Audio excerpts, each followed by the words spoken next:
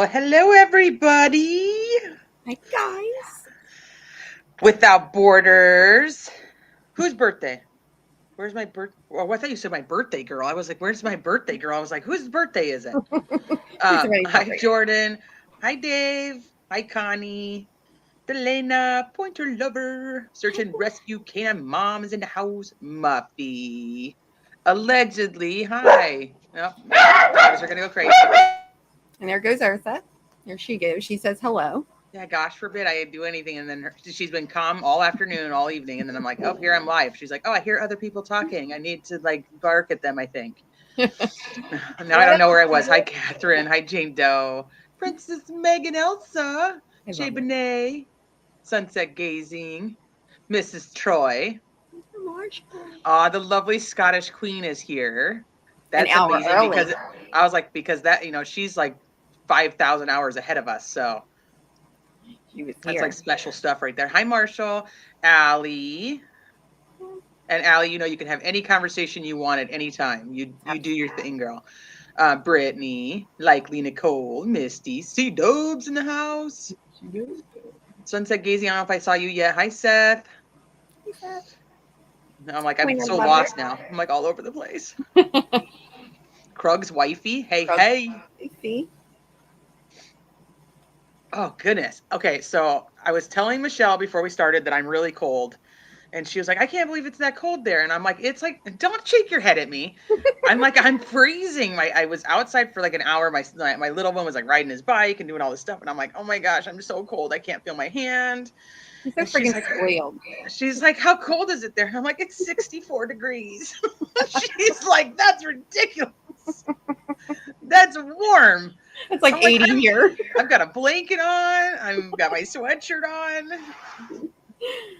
Those Cali nights, boy. Ooh. Hey, Tamara. Delana.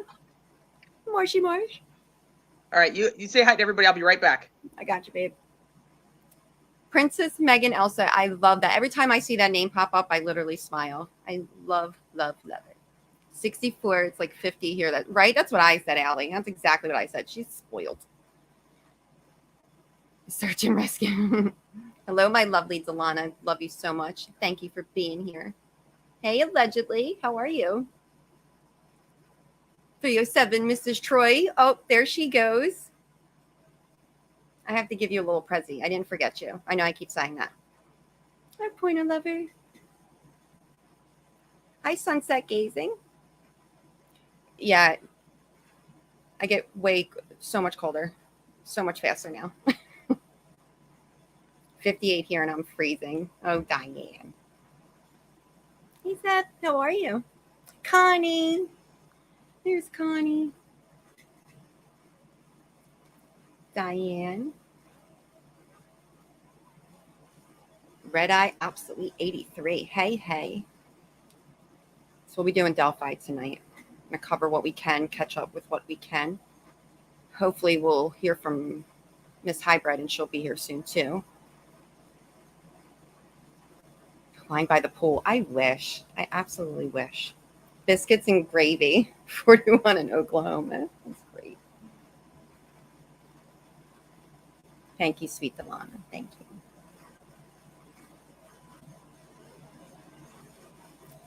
you. Ooh, what is it, Sita?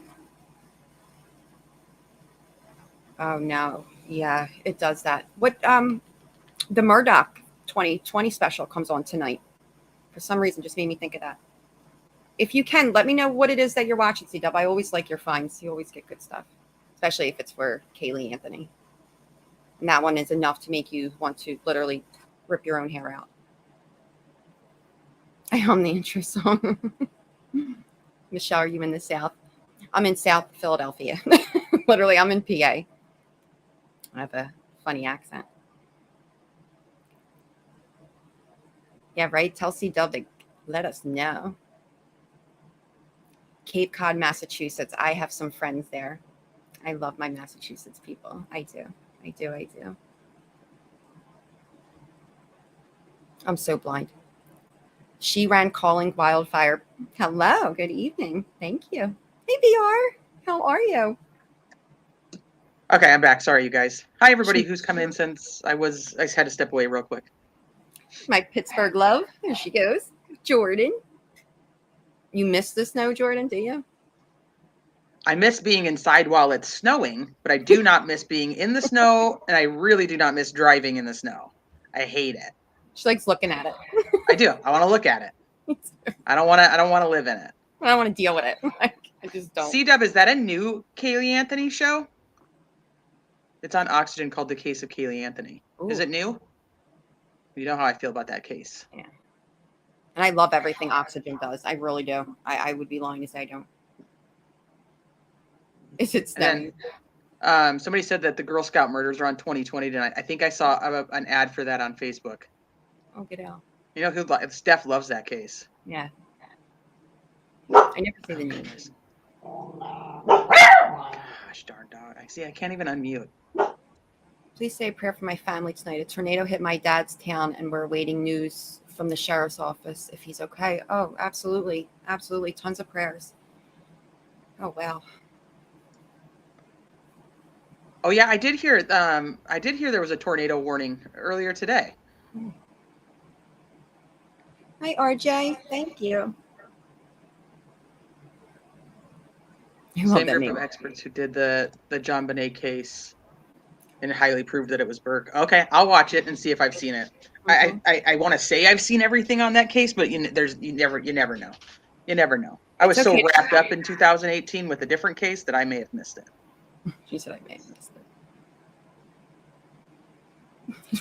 it. Connie said she's staying inside when it snows. South Philly, Will Smith. That whole situation, please. Indiana a wind advisory. Oh, wait, somebody just said that. Who has the Philly conference? Now the helicopter's coming back. I swear, it's like I cannot win tonight. I either got the dogs or the helicopter. No, Rainbow Mom, you work for a university?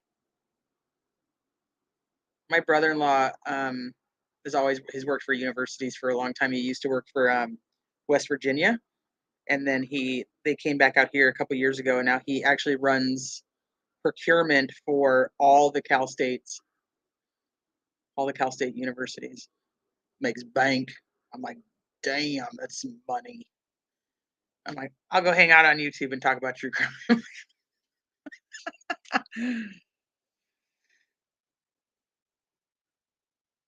They're spying on me. I know. They want to know what I know. They want to know what I know about Delphi. They're waiting for me to talk. Did you mute? Are you muted? I do this every time. I'll mute because of the dogs, and then I just keep talking. But yes, Jordan. Is it the one where they take the memorial down, C-Dub? So, I had gone there, Jordan, right before they took the memorial down. So it was still up when I was there. And like the next special that was on TV right after I was there is when they were walking it back to their house. I was pretty sad, actually, because it was actually very nice. But I could imagine that it was probably very hard for them to see the memorial at the corner. I mean, they have to drive by it basically every day.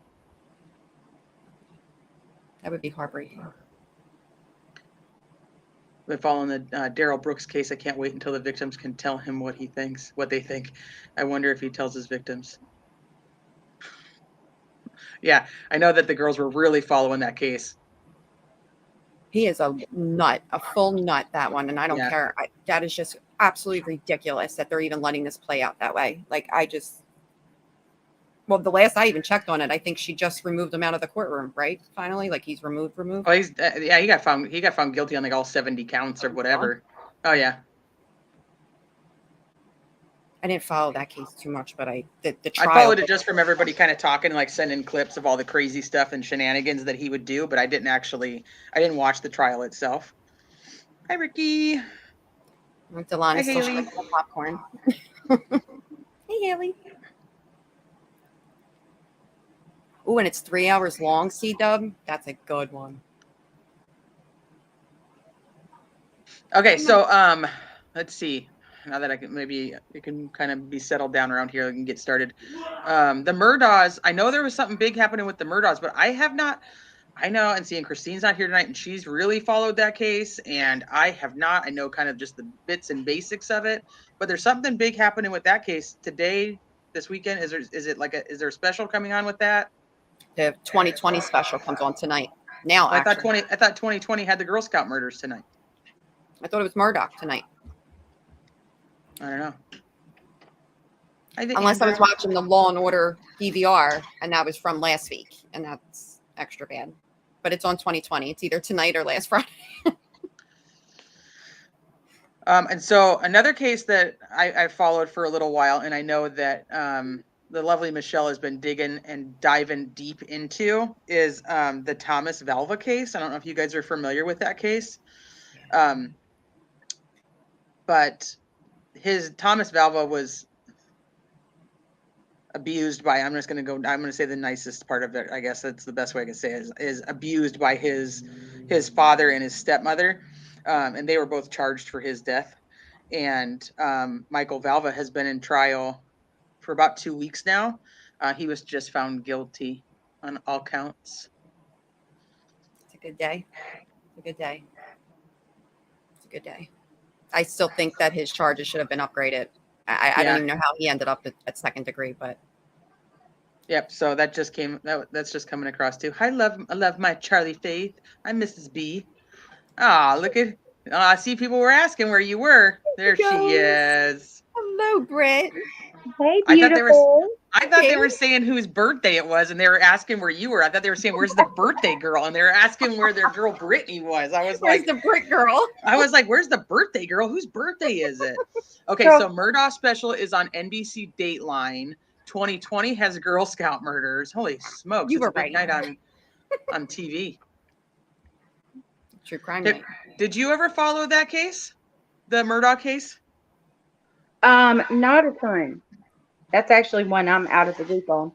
Yeah, see, me too. We're no help to each other. I know just the little bits and basics of it, but I don't know the ins and outs. My husband just says he's an expert. I bet I could ask him and he wouldn't know what the hell I was talking about, though. Stuff like that. Okay, so Low County, okay, and it's Murdoch, right? Like I always say it wrong because I always call him Murdaugh, and people get really mad at me. But like his name is literally spelled Murdaugh, so it is. I screw it up, and it's Murdoch. The Murdoch Dynasty is a new HBO show. Oh, really? Isn't it weird that his name is like like murder?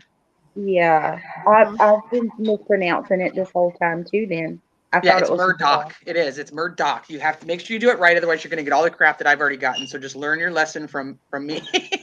It's Murdoch. I really wanted to get into that case. It's just like, you have to really go all the way back when you get into this one. It's got a whole big piece to it too, and it's not something that I followed enough to know all the bits and pieces. So I would be the person who would have to go back and dig up all the info, because I only know, like I said, the basics. Christine is out doing something with her daughter tonight, so I asked her to come when she was done, but we'll see if she does. She ran Calling Wildfire.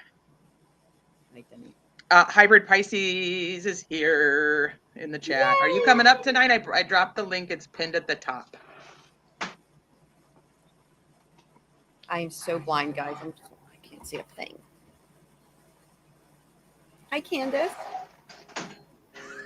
You know you can't pin your link, and I'm not going to take it. Like, I wasn't even in your chat 2 seconds.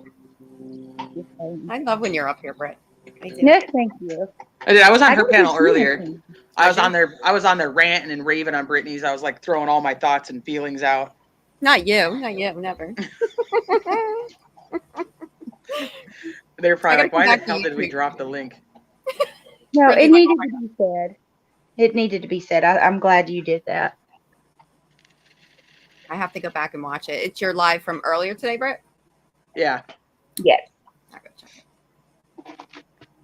Okay, so I have this video that I want to play. So let me. Hyper Pisces says the kids are getting in bed. Going to come up as soon as it's done. Awesome. Okay, if anybody else wants to come up and talk Delphi, feel free. The link is pinned. I don't need any peens. It's just not necessary tonight. Just FYI. Yeah. Just beforehand. I've had an exciting week, and I don't. I'm good. I'm good. I'm done. I've had I was going to say Phil, but that's a really bad word, so don't do that. Check your peens at the door.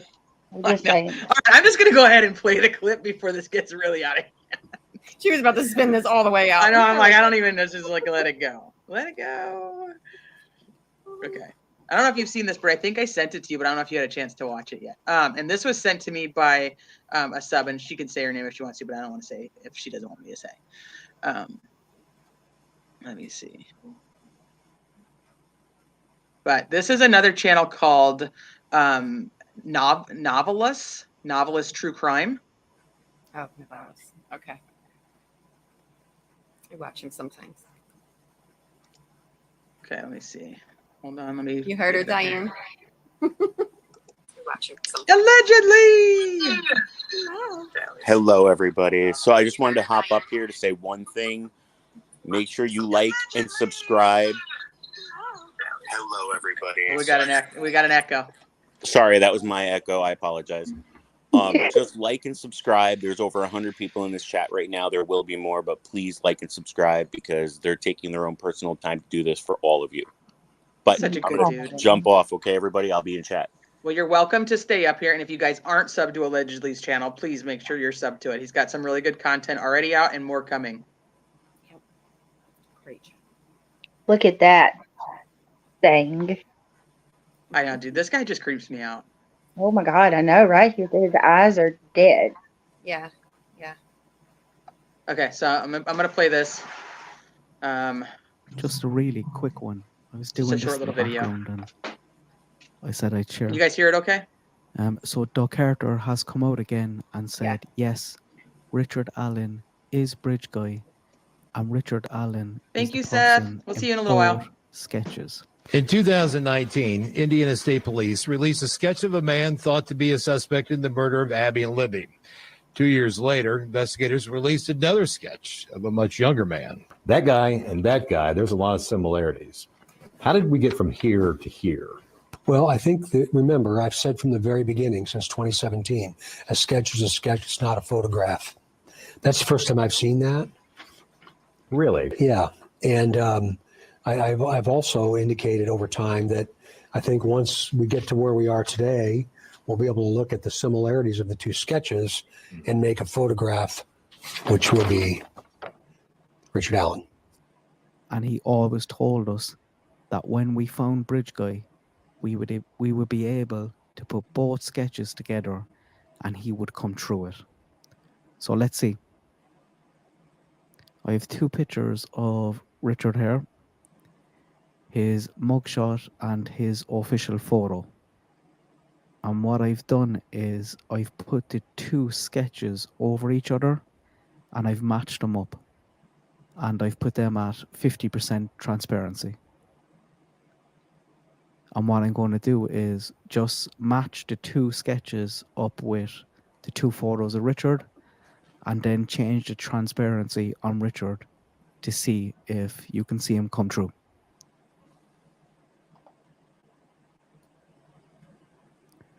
So that's at 100. Just going to go down and back up.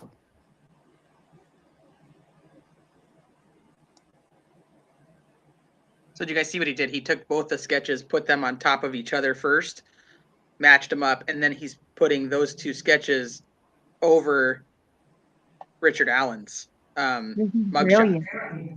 I know, right? Once more. Look at that.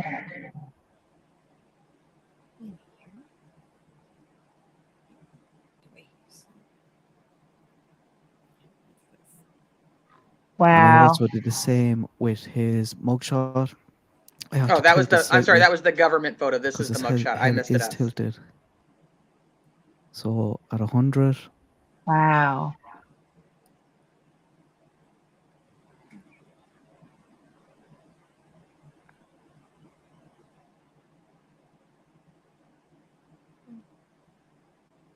And back up again.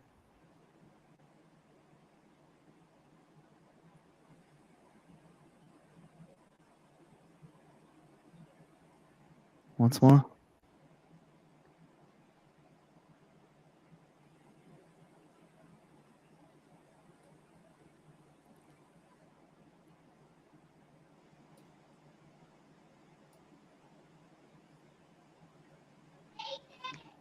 It's crazy, Oh, right? my goodness. That one's even more because of the That's way it. his That's all I got for you. person I is wanted mouth. to do that just because of you can absolutely tell that when they were trying to identify this, like it's all within like the slope of his face. Like we're taught like the dimensions of the face and whatnot. That's probably about the only thing that aligns. And it would make sense if he was covered, the hat, like why this matches the way it does. Yes. To me, that's the only thing. I think that if you would take the nose from the younger composite sketch guy and put that nose on the older looking sketch, you would have Bridge Guy. I think that would be Richard. With the hooded eyes as well. Because the hooded eye, you know, that's what always got me is those dang eyes. It's the hooded eyes that when they would come out with all these different people, the hooded eyes is always something that I would look at. Like it was such a unique characteristic, but I get it because here's the thing. We've had how many people, persons of interest or even social media persons of interest that have come across over the 5.5, almost 6 years. And we're all like, yeah, that looks just like the guy. That looks just like the guy. Yeah. So I go, okay, but this guy, like this video, I was like, this is actually really interesting because you can kind of see the features as they are put together. And with Doug Carter saying, like, you know, if you put those two sketches somewhat together, you would probably get a better picture of who he is. And you have the goatee, you have the crooked, you know, what is it called right there at the end of your nose? I'm stuck with deviated septum, and that's not what that is. So I cannot think off the top of my head what that's called now. The little crooked part on the bottom. The whole hair, where did that come from? Like, where did that, like, what made someone say, hey, he had hair like that on the top of his head? I thought the hair thing was always weird. Well, I thought the hooded eyes was weird. Yeah. This is like how closely could they have looked at this guy to know his eyes? He had hooded eyes and his nose was that shape. You know, because when you pass by people, I don't really pay that close attention to people's features when I walk by them. So to me, it's fascinating that they got those small details. Right. Hi, allegedly. Hi. So I was listening, right? And you guys just came across something that I was talking to not just my friend earlier today, but on another live yesterday. So you guys have friends, right? And you have town folk that you know, and you're in South Philly. I lived in Philly for almost a decade before I moved back to New York. So here's an important aspect. When you live in a large city, you don't know everybody. But when you live in a small town, 3,000 person little area, everybody knows everybody. So they got sketches from people who saw a guy on a bridge. How come nobody said, hey, I saw Richard Allen on the bridge the other day. He looked like this. Yes. So how did nobody from the 3,000 people, and everybody in town said, we talked to him. He's a friendly person. He doesn't talk much, but we see him around. How do you not look at somebody and go, hey, what's up, Rich? Yeah, Rick, it's me, Tommy, Right. You know. Exactly. They know him, you know, like he worked at the only pharmacy in Delphi, correct? Like, correct. Everyone had to see this man at some point in some way, shape, or form. So you know? Who were the people that gave the sketches? Think about that logically. Who said, hey, I saw a guy. Yeah, he was wearing this, and this. You know, Richard Allen wears the same jacket all the time. Like, we see him in town. Plus, he's part of the true crime group that's on the Delphi case. Oh, I didn't know that was something somebody read in a news article, and I heard it through a live, and I was like, wait, what? You're talking about the Rick Allen Hill account? No, the true crime group that him and his wife attended that talked about the Delphi case explicitly. I don't know which news article it was, but it came out, I think, Sunday night while we were doing a live. Oh, I didn't know that. Oh, you need to find that. I tried looking for it. It came out as like a late report or something, but I was way too tired and I already drank a full bottle of 7 Moon red wine. You're like, I'm not finding anything tonight. Hi, voices. But if you think about it, how did the person that lived there, that happened to be there within 5 minutes of his home, not realize, hey, I'm looking at Richard Allen? Right. Hi, Sleuth Mom. Thank you for coming by. Hey, Sleuth Mom. And to have two sketches means they talked to two people. So neither one of them knew who Richard Allen was or never seen him around or just saw the guy and was like, he looks familiar. His walk, it's probably nobody. It's probably some stranger from out of town, a tourist from like 1,000 miles away. Mm. Do you think that people wanted it to be somebody from far away, though? And so they kind of avoided the fact that it would have been anybody in their town of what? I think it's like 2,900 people. Like, Oh, maybe yeah. they... I don't want my neighbors to even live next door to me, but they do. So Well, I told Teresa just the other day. So I live in a county of 30,000 people. Our entire county is 30,000 people. And I avoid Walmart for the specific reason that every time I go there, it's like a high school reunion. You see everybody you know at the local Walmart. We're talking about a town of 3,000. that's about the same size as the We're Delphi pretty town. much That's related to 2,700 everybody. people. Mhm. Yeah. But that's why I So jumped in, because I was just, it was just me, but nobody's mentioning the fact that nobody noticed it was Richard Allen. Not one person that gave the sketch or the witnesses they encountered that day. I do. I think that I think there's almost like a mental thing to it. And I don't know how, well, one, we know that in cases, eyewitness accounts are basically crap. And I've actually thought about doing a whole video on this, but there's people think, well, oh my gosh, that's circumstantial evidence and their case is going to get thrown out because of circumstantial evidence and that they need direct evidence. And I don't think people really understand what the difference between those two things are. Like, direct evidence is actually an eyewitness account. That is considered direct evidence. And if you look at the statistics behind eyewitness accounts, they're terrible. Oh, yeah. Darrell Brooks proved that. The guy who was going to fight him, he's like, I saw her get out your car. And then he's like, can we watch the video? So did you see her get out of my car? No, I didn't. I made a mistake. So even Darrell Brooks proved that a visual sighting is not 100%. Right. And that's considered direct evidence. So people are like, we want more direct evidence. And it's like, here you have, this is so the second sketch that was released was actually the very first sketch made. It was made on February 17th, I believe, 2017. And it was from the eyewitness, the younger girl. She was younger at the time. She was only in high school. She just kind of, thought this is what he looked like. So this was her sketch, really. And they released it second. But how do we know that they're not two totally different people when the sketches are coming from eyewitness accounts? And then supposedly, and somebody in chat can correct me if I'm wrong, the first sketch that was released was actually the second one made, and it was more so made off of what they thought from the video.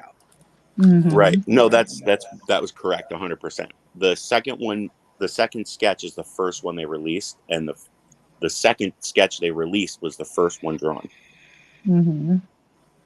So I'm thinking, like, this young kid who's just walking around sees this guy and she's like, okay, this is kind of what I saw. I mean, for somebody who's probably not really overly paying attention because you don't know anything bad's about to happen, it's not too bad of a sketch in comparison. She got the little thing on the bottom of the nose. She gets the hooded eyes. Probably doesn't pay attention too much to age. Older dude could be, she's, 16, I think, at the time. Older dude is, 30 even at that time. You know what I mean? Like, when you're young, everybody's old. Yeah. Well, and plus, if you guys ever seen somebody that's creepy, you might not be able to describe their whole persona, but you'll remember certain things, like the way his lips moved while he was walking by you, or his eyes shifted in a certain way. So she probably noticed the strong things she remembered, and the rest of it was just frivolous information. Yeah. It nags me, the fact that, think about what Becky Patty said, that she when she arrived at the park to look for Libby and Abby that day, there was no parking. Like, it was crowded. And she had to park on, like, the edge of the ditch or whatever. How, just going back to what allegedly said, because that's really, like, I'm really thinking about that. I mean, how many people at that park? It's almost a miracle that this was able to even be carried out, this act, and that no one spotted Richard Allen, like he's, like, allegedly just said. I wonder how much I believe he was part of the search on one of the days. And I'm just curious how much conversation he had with law enforcement, Yeah. search helpers, things like that, with just, he stayed very close to this. Well, we Mhm. already know that they insert themselves, like Ariel Castro. The day every one of those girls went missing, he helped them search. He was never home for the door-to-door. They never went back to double check. He went to the memorials. He even cried with the parents while the three women were locked up on the second floor of his house. Wow. That's kind of like what this dude did. He made the pictures for the funeral. He did it free of charge for was it the grandma, like for Patty, and you're just like, so they seen him. He was literally interacting with everybody when you think about it, literally everybody. Mhm. And then he works at that CVS. It's, who wouldn't he know? And like he would know what town is talking about, what law enforcement's talking about. Maybe not, the interworks, and who knows who he knows that was talking to him or his wife, and things that were just getting filtered back. Like, all he had to do was kind of stay out of trouble after that since. And that's kind of what he did, right? Yeah, he laid low, it seems like. So far as we know, I mean, he could be another, and I said this the first night it was released. I think it was on Watts the Obsession Station, that I don't think this was his first rodeo. I mean, No, I don't. when you truly think about it, the FBI said a long time ago the whole scene was staged. That's practice. That's Yes. something that you've done. And to have enough courage to do something, and a lot of people are saying that there must have been more than one person. I don't think so. I think he grabbed one of the girls when he got close enough, and he told the other girl, go down the hill and she'll be fine. And that's why they're not releasing the entire conversation. I think he was holding on to one, and he said, if you just get down that hill, I won't hurt her. But if you don't, and that's what brought them down. And think about it. They're little girls. One strong punch from a guy in the side of the head or in the face, they're going to be discombobulated. They're going to fall down. He could take the other girl, do what he's going to do. The other girl is still dazed and confused. She can't run. And if she did, she didn't get far. And then he committed the next act. Then he brought them to the scene, staged the bodies, and then went on his merry way. Oh yeah, he definitely was seasoned in this. Even if he didn't do anything after these killings, which I still believe he did, he just, Me I guess, too. like something happened. He managed to stay out of the obvious trouble, I guess. He very much, I don't think he expected the second one, but because he was so seasoned in this, he was able to actually take it on, be able to think in the way that he would need to in order to execute this the way he did. And plus, There's he's no originally way. from Mexico, Indiana, and he lived for a short time in another place called Greensboro or something like that. If they did a 40-mile radius between all three places, I bet you'll find at least 4 cases of unsolved missing women. So that was kind of my question, and not to skip ahead in the whole discussion, but I was thinking about this, that I'm not sure if he's a serial killer or if he was a serial artist. Yes. I wasn't thinking that he committed murder. Well, the Bainbridge Strangler didn't do that either. It was accidental that he became a necrophiliac and a murderer. He started off by just strangling girls in Philadelphia. I lived through this entire thing. I took the train to Bainbridge. Well, the L. You know what I'm talking about when I say the L, right? So I would take the L down to Bainbridge because there's only one magic shop. I'm also an illusionist. There's only one magic shop, and it's on Bainbridge. So I had to go down to that really bad area, and he started off just strangling women. Then he strangled them and essayed them. Then he accidentally murdered one. Then he went on to essay and necrophilia. And then he got caught because a family member turned him in. Yeah. But Richard Allen, I don't think he's into the ring. I think what he did was he moved there. He's possibly, and this is just my opinion, this is purely speculation. I am not in any way saying this is factual. I think he's a Israel Keys type of person, but he wanted to have fall guys. So he inserted himself into this little ring of CP people. He found a target, accessed Anthony Schott's account. He just said, hey, I want to see some videos. Can I jump in the account? Sent the message out, communicated with her so it wasn't Klein, met up with them 5 minutes from his house, and boom, did what he needed to do, and he said, look, if it's gonna fall on anybody, it's gonna be on the little CP ring we have here in this area. I'm Mhm. free and clear, which is why 5 years later he's now getting arrested, because Klein was like, well, Tommy and Ed and Bill had the account information, and Richard Allen, you know, that really cool guy, he had the information. And they were like, wait, light bulb, let's check out Richard Allen. He was never on our radar, and boom. There they go. Isn't it fascinating how he skirted by all these years undetected?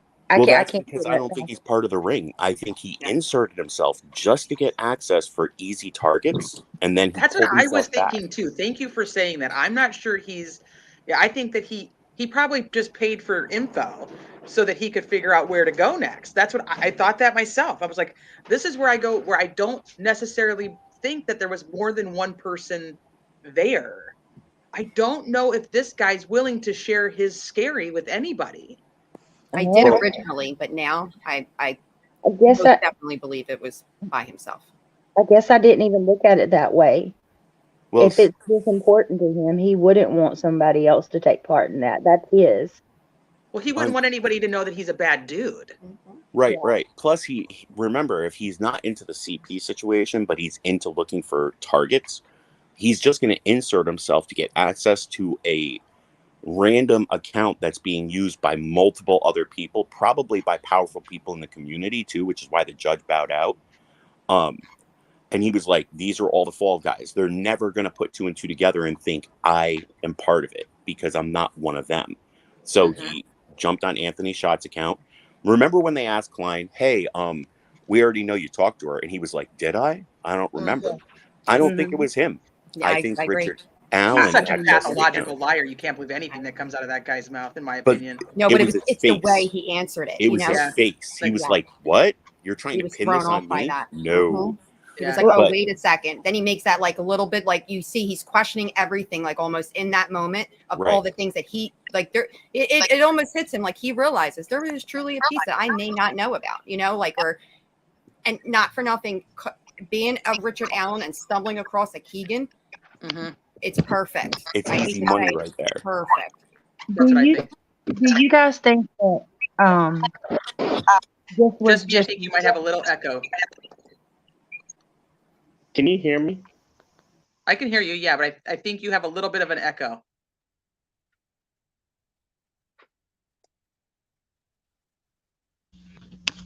Let me see. Go ahead and try to talk. Can you again guys hear real me? quick. Yeah, we can hear you. Does this sound better? Yes, that's Okay. much better. But Yeah, yeah, I have a whole different thing about Keegan Klein and his dad, and it was based on an article that came out long ago in about February 25th. If you guys ever Google up Wendy Osborne cleared her real home. That's the Keegan Klein's house, and in it, it states that they actually cleared them in the involvement of the murder. There's actually 3 places that have it, which is JC Online, Radar, and then what's the other one that had that? Did you say Wendy Osborne? Yes, ma'am. Okay, let me look real quick. You got it. Say you're gonna look it up. I'm gonna look it up real quick. Britt, I know you had something you wanted to say. Why don't you say I'll look this up real quick. Okay, just real quick. I can't believe I haven't asked this to you yet, T. As much as I know her. Do you all think that this was random? It just so happened to be that you know, he found Libby and Abby, whether it be through social media first, or which I think we all believe that, or do you think that one of them were targeted, being that he lives so close to their school and Abby and in the park? That's a tough one, because a lot of people are saying because his daughter resembles one of them that it looks like it was targeted. I just think it was an opportunist sort of thing. The FBI said in the past when they were pushing it on Keegan, they said, we know that your device and another device accessed it and messaged her. So when they say that another device, meaning somebody else had the access to the account and messaged them, I think that's when he was like, hey, he accessed Anthony Shots, saw them post a picture of the bridge, and he was like, hey, are you at the bridge? And they were like, yeah. And he said, hopping in my car, I'm 5 minutes away. Boom, right there. Boom. I thought, though, that so Scottish Queen said that it was Abby that could have left. I thought it was the other way around. I thought that he got Abby and Libby could have left, and Libby decided to stay. Do you okay, so and I hate to be graphic, and I hate this part of any of this, but I've thought, and the reason that I think that there was one is I think the staging has a lot to do with Libby, and that I think that he staged her to look like SA and whatnot, but I think he unalived her first, and I think he wanted Abby, which is why there's the conversation about like she was set up and kind of propped like a doll. I think I think he wanted Abby. I would need to know more. Like when we find out if he's connected to anything else, then we'll know what it really reflected against. But I guess that could be a possibility, truthfully. I mean, it's scary to think that one of them was just, collateral damage. That just saddens me when I think about that. I believe. Yeah. I believe that either way. I do believe the other one was definitely collateral damage. Like she was not supposed to be there. Like wasn't part of the plan, but knows how these little girls work and that she could possibly bring a friend type of thing. So sad. I know it's so sad to talk about it. I hate that part, but it's like I just feel like he got rid of one quickly to be able to do whatever he wanted with the other. A very good point. It's a very good point, and it would make all the sense in the world because he originally came there. In what we think he was doing, the other one maybe not supposed to be there. It would make sense because he would still be able to do all of the other sadistic stuff that he wanted to do before he just ends the moment. I don't even know how to word this half the time. I don't. I know. What makes this really scary is, how like I have a cat, so me telling my cat use the buddy system is a waste of time. But a lot of everybody else, they have kids, and when they tell their kids use the buddy system and you'll be fine, this kind of like scares you because you're like, even the buddy system isn't safe anymore. Right. No, not in a circumstance like this. Well, I mean, they're also young, so they'd be better off in a bigger group. So talking to Libby was the Anthony Shots account, which is believed to have been Keegan Klein that was talking to Libby. There's been a lot of speculation on whether Abby actually had a phone or not. The family said she did not have a phone. Sources close to the case said she did have a phone that her family was not aware of because she wasn't allowed to have a phone. You can take that for what you want. There's no proof either way. So he lived close to Abby, and I don't know. That's why I kind of feel like it was about Abby, and it kind of made more sense why, from what we have heard about the crime scene, that. And then the whole use of the word staged in the search warrant for Ron Logan just really got me thinking like it was staged because I think that he wanted it to look like it was this attack on both of these young girls when it was really attack on one girl potentially. And this is just a thought process and a theory. I have nothing that supports this. Is just what I'm thinking. So bear with my thought process. I'll go with that. I'm just thinking like he got rid of Libby. She would have been the stronger of the two. No, but it actually makes a ton of sense because of his original. I mean, we don't know his actual plans, but for us, what he was looking to possibly do, with who he was looking to do it with, and then he has a second one show up. It would make sense. It would absolutely make sense. What really bothers me is that bridge. If you've ever I haven't been there, but I look at the picture a ton. Like that is a very long bridge. He would have had to have really good timing to catch them from near one end or the other. Yes, and the picture, allegedly. Think about the picture. He was following them. Of Abby. Where was he at that point? Because they were close. They were well over halfway at that point. Right, and he was coming towards them as she was videoing, which means he was telling them, he was ushering them backwards. So they must have been near the the other end of the bridge where they first came on. He must have either been waiting there or walking across it. I've even thought about, like, what if he started out at one time I thought he started at like the beginning of the bridge where they would have first started walking across.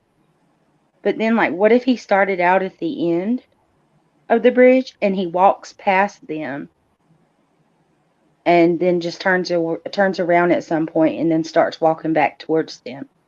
That He would could make have. sense to me why he wouldn't be in the frame of that picture where you see Abby. The one thing that also bothers me is most of these guys that are well put together, they already have, like Israel Keys, prime example. He had kill kits. He knew where they were. He would get a victim right there. He must have known where he was going to encounter them, because it didn't look like he was carrying anything. He didn't have like a backpack full of equipment. So he wouldn't go down there without it was 5 years for them to catch him. He had to have somewhat cleaned up a lot of the scene and their bodies enough to get rid of a lot of evidence that could have initially pointed at him. So where was his kit? Well, that's potentially what they may have found at his house. No, you think he would have kept it? Like, See, I'm wondering, that's they searched his crazy. shed, and I don't know why when they said that, like, they took evidence from this shed, and it's not laughing, but it just reminded me of like movies where like the husband's like, that's my shed, and like you don't Right. get to go in my shed, and like so he has like all this weird shit that's in there, Tons and of like weird the wife shit. doesn't know because it's like off limits. You know what I mean? But see, I a think lot that's of what those it are is. movies and stuff. After Bundy, I believe it was Bundy, where the wife found a box full of memorabilia. Most serial killers started having separate places for their prized possessions. So for him to keep it at home, he was brave, beyond brave, if he kept it at home and then tried to burn it in his own fire pit. I was saying this in another one, dude. If I did this and I was like, I need to get rid of this evidence, let's say it was a shoe or a shirt, I would find an abandoned building, douse the inside down with fuel, douse down the evidence, set it on fire, and walk away. This way, everything falling on it, burning embers and everything, would destroy every sort of trace evidence they could possibly find. This guy was like, I'm just going to go to my fire pit. Oh, no, I'm just grilling steaks, honey. Really? Here, burn a No. fire pit. Mm.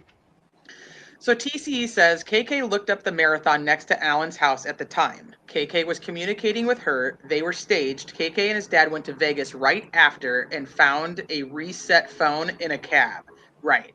I don't disagree with you here. And this was kind of, I've thought this too. Like, so as I'm working through this in my brain, and like I said, this is kind of evolving and changing as we're getting new information every day, that is it possible that this guy, Richard Allen, is, he pays the clients for the information for the hookups or whatever, to get the films, the videos, and the meeting locations.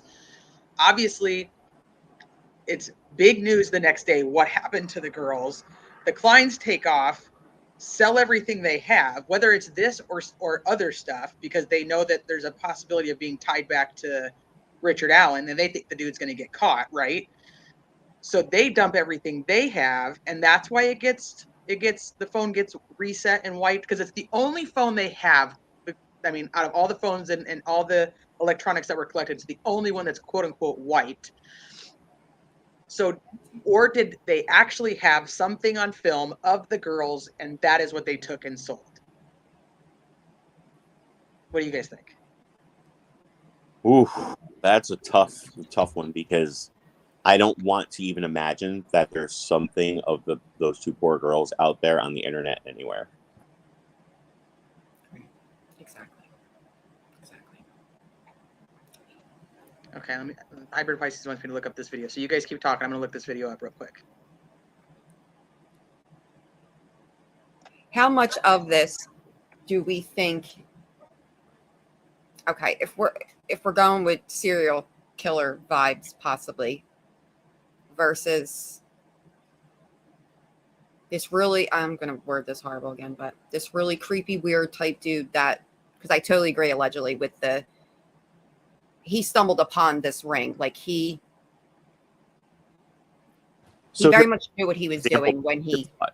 I used to go to the Legionnaire bars. I don't know if you guys know what everybody knows what those are. It's like little groups of individualized private organizations where they have, it's a bar. You go in, play darts, pool, hang out with a bunch of people. You wouldn't believe the conversations that go down in there. Okay. And take is Richard Allen, who attends all those bars, to say, oh, and this is the part that's going to help your thought. Oh, this little CP ring. We'll just leave it that simple. CP ring. So go ahead, use CP ring. Of the CP ring.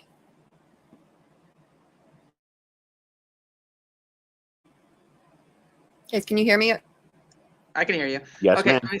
I'm trying to find this. Okay, so hybrid search ISP YouTube channel for video title. I can't find it. ISP 53 2017. Okay, I'm gonna keep looking.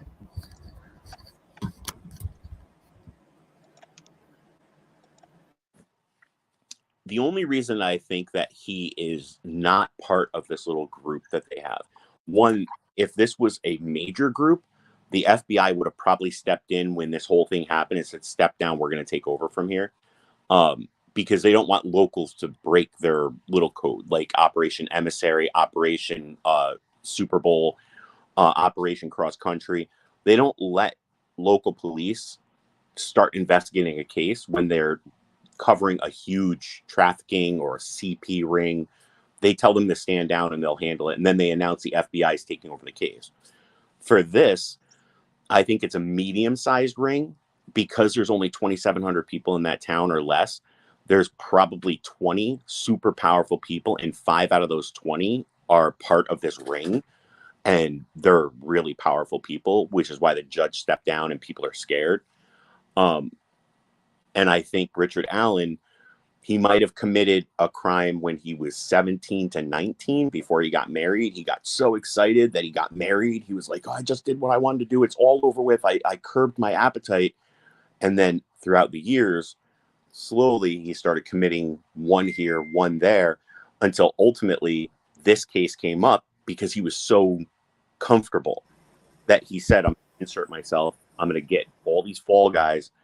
I'm going to commit this crime and I should be good for the next couple of years. And then Delphi became so huge, he was like, uh-oh, this is bad. Well, what do you think about the fact that he supposedly was transferred, and when he worked at Walmart, he was transferred to another location in Illinois? So he would have been driving a little bit further. You know what? The little man always gets transferred. That was a joke because he's short. Yeah, Walmart doesn't like short people. Well, I think he's like 5'3". And it's weird because when you look at the video from the girls, the guy doesn't look 5'3". Like the way they're holding the camera, he looks like he's probably about 5'8" to 5'10", but it could just be because they were short.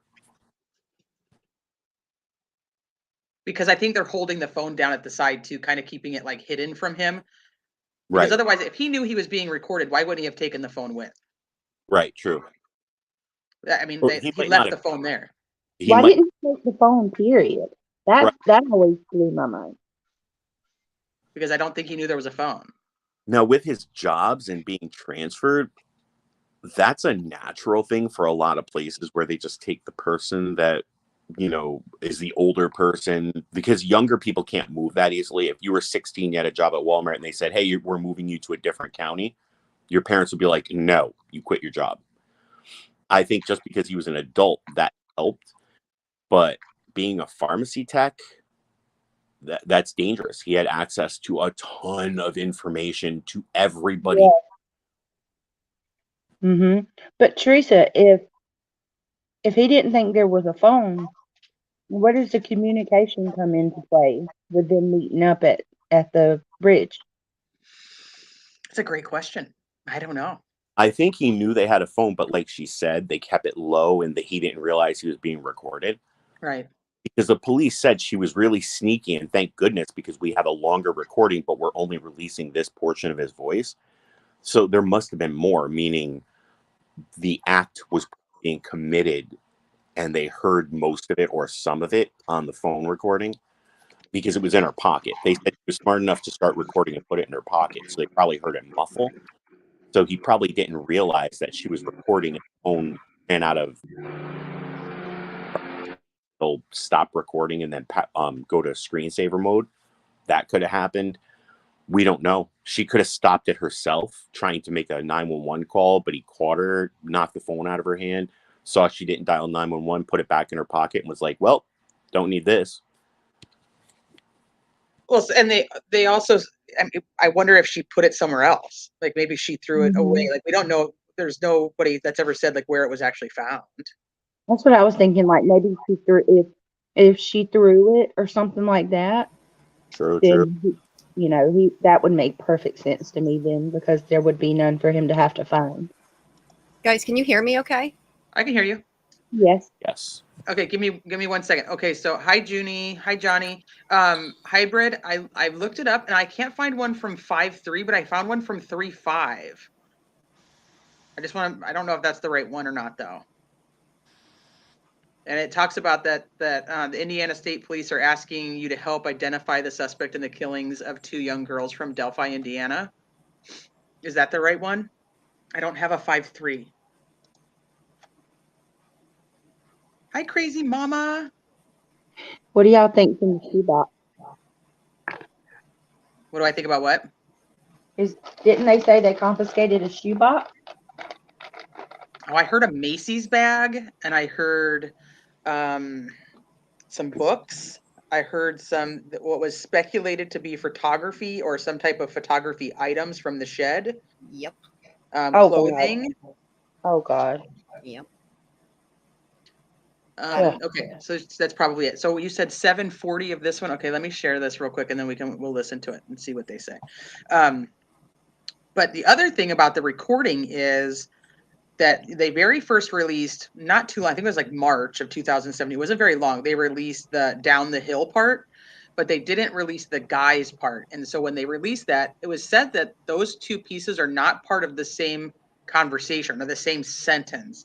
They actually pieced those together. Have you guys heard that? That the guys part is separate actually from the down the hill. He's not saying guys down the hill. Yeah. He's saying guys, and then he's saying down the hill. It's 2 separate times. I've heard that. Yeah, I heard it too.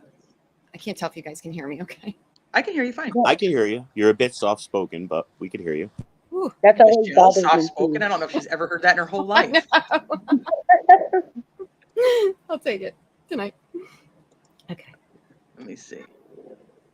Teresa, I think that's what I was trying to explain that day when I said that the audio, like they scrambled it, or you know what was I? How did I say it? That's what I was trying to say. Yeah, why did they do that? That's always bothered me. Why not just put out how it is, Because they don't want the rest of that conversation to be released. Exactly. And I also think, another huge portion too is that they could see who comes forward after that clip and really filter through these people a little bit better. But yeah, the rest of that conversation has to be extremely good.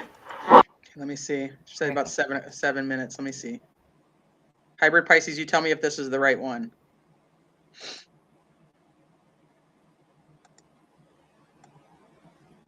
Oh, this couldn't have been it. Right. So what information do we have? What have we released? We've released the audio tape that says you hear the voice saying down the hill, down the hill. It's a distinctive enough voice that somebody that knows that person could say, boy, that sounds like fill in the blank of the name. Right.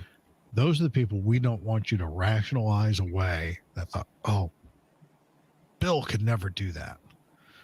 Call us, tell us, let us go talk to Bill. If Bill can validate where he was at that time and we can rule him out of the investigation, that will happen.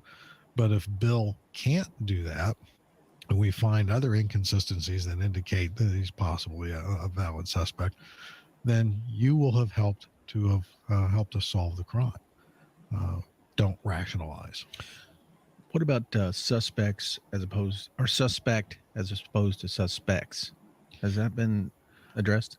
What we have publicly addressed is people want to make the assumption that the voice saying down the hill, it belongs to the person that's captured in the image from the cell phone. That's not necessarily the case. We're not making any assumption about that. We have more video. We have more audio. but it is specific to the investigation, and that's why it's not being released at this time. Well, again, you're listening to the Indiana State Oh, that's Police an Roadshow, brought to interesting. you by the Indiana State Police Alliance, Cops for Kids, a subsidiary of the Indiana State. So he's not saying that the voice is the same as the person.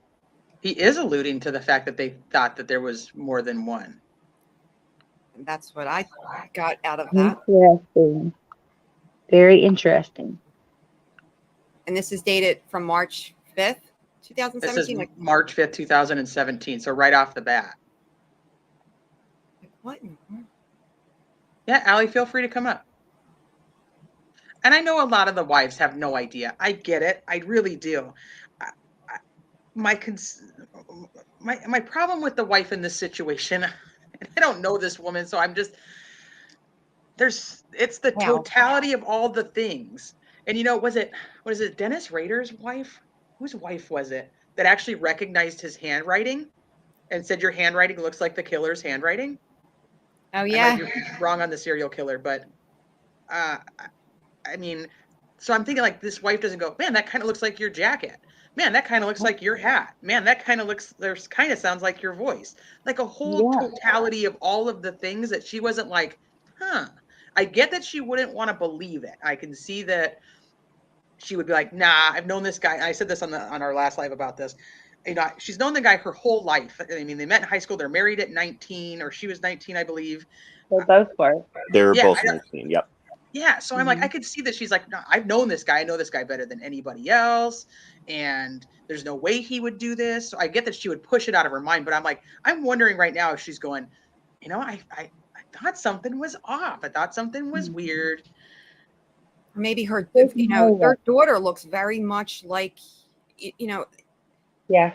Maybe in her heart somewhere along the line that, but then for me, it's okay. Now you do, because like you said, T, you get a voice, you're getting 2 sketches, you're getting some clothing. This is not your just boom out of nowhere. We get a piece of something. I feel like every corner of evidence was right there for this particular, for Richard's wife. Well, just the image alone. Yeah. I'm sorry, y'all. I think about Craig, and if I seen him walking across a bridge, I don't even care if he had on an outfit I've never even seen before.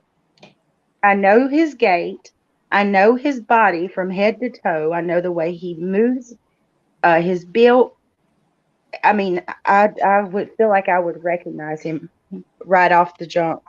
That's exactly what I was saying. If I saw one of my guy friends walking down the street dressed in drag, I would know it was one of my guy friends because of the way he walked and moved. Just because of that. Or you'd have a good idea, like, hey, that kind of looks like so-and-so. Exactly. I wonder when it did, or if and when it did, her first thought, because I know it would have been mine, because of how much they keep saying this, how much the daughter looks so much like, I believe it's Libby. Yes. That right there. I mean, at some point you have to sit back as the mother and the wife and like, wait a second, hold on. Something somewhere along the line had to not feel right. Like, we are mothers, we are women, we get that intuition. And like Britt said, we know, that man up and down, everything, every little piece and shape about him. Like, there's nothing that could get by you in that way. Maybe if you're only married a certain period of time or something, I don't know. When were all of her videos? I transferred them to my computer, so they're not on my phone anymore. But I could have sworn they were like 2019 to 2020. If she didn't realize by then that her husband is the man on the bridge and the man's voice, I don't know if she would ever realize it. Well, they said that he was questioned, right? Basically right off the bat, that he had supposedly gone in and said, I was at the bridge that day. And so, he goes in and offers that information, and they voice test him to say down the hill to see if it matches, and it supposedly doesn't match. Right. So maybe his wife, he's like, I went in there. They said, no, I'm not a match. And she's like, all right, then. I don't know. I think they were biased because they're police. They always look for the people with criminal histories, not people that don't have criminal history. So when he came in and volunteered the information, they're like, look, this guy has a speeding ticket and a seatbelt ticket. and he's coming in to say he was on the bridge. That's awful nice of him. He's coming forward. Criminals don't do that, when Right. in fact they mostly do. Right. Yes. So do we think that she actually knew anything, or do we think that she didn't? I don't Somebody think in she chat did. said they She's too think that she happy. turned him in. Did guys you think listen she to her turned him video? in? I don't know, but did you listen to her video? She's the happiest woman on the planet when she's with him, and he's the most Yeah. dull, evil-looking BTK mother. Sorry. Yes. Mhm. No, On I the totally planet. agree. I totally agree. Totally Hi, agree. Allie. Hi, Allie. Hey, Hi. Allie. Welcome, Hello. love. Hi, Allie. I have been thinking a lot, so multiple people sent me emails and videos about the Delphi case and said, hey, this is something you should check out because of your past. And I've done some basic notes on the whole thing, but tell me if this rundown doesn't seem possible. Let me give a little bit of background. I Okay. was a victim of a near kidnapping case, so I kind of look at things in a little bit of a different light. I'm so And sorry.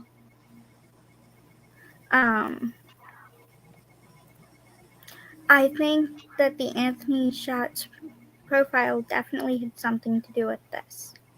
And I feel like somehow, somewhere within Snapchat communications, we don't know all that had been said, if I'm not mistaken. And I feel like somewhere, somehow,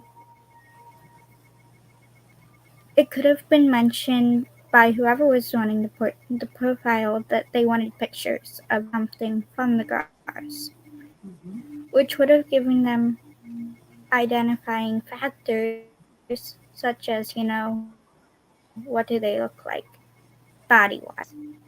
And I think once those pics were taken, whether or not they were willfully taken or taken, I think somebody else reached out to them and said, hey, let's meet up at wherever they were, and if you do what I ask, I'll give you money.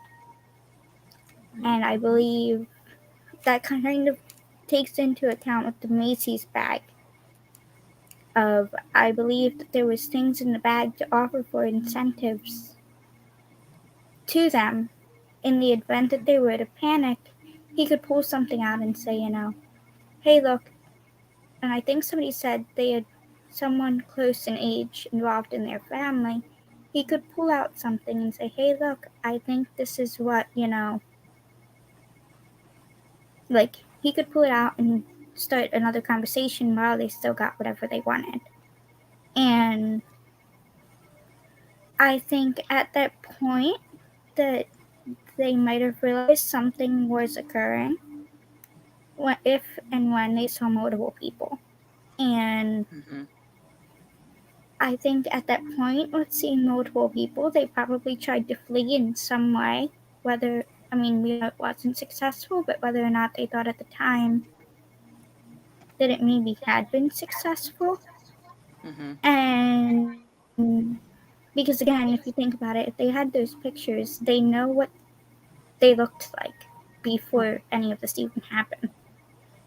And I think when they tried to flee, they ended up getting caught, whether or not it was by one person or multiple people. And I think with the whole phone and the whole recording, that the phone was on, and possibly, and I didn't catch the girl's name, but I think it would have been clutched in her hand to where that is when he yelled, guys.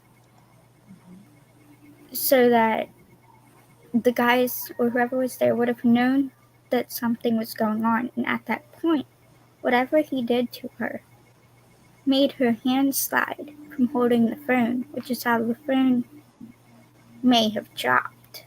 And I believe, again, I haven't really looked at the landscape of it, so I can't say this is totally correct, but I believe the phone landed somewhat in some bushes, which would have kept it concealed enough to where it could still get audio, depending on how it landed, and I think with the hole down the hill, I think that was probably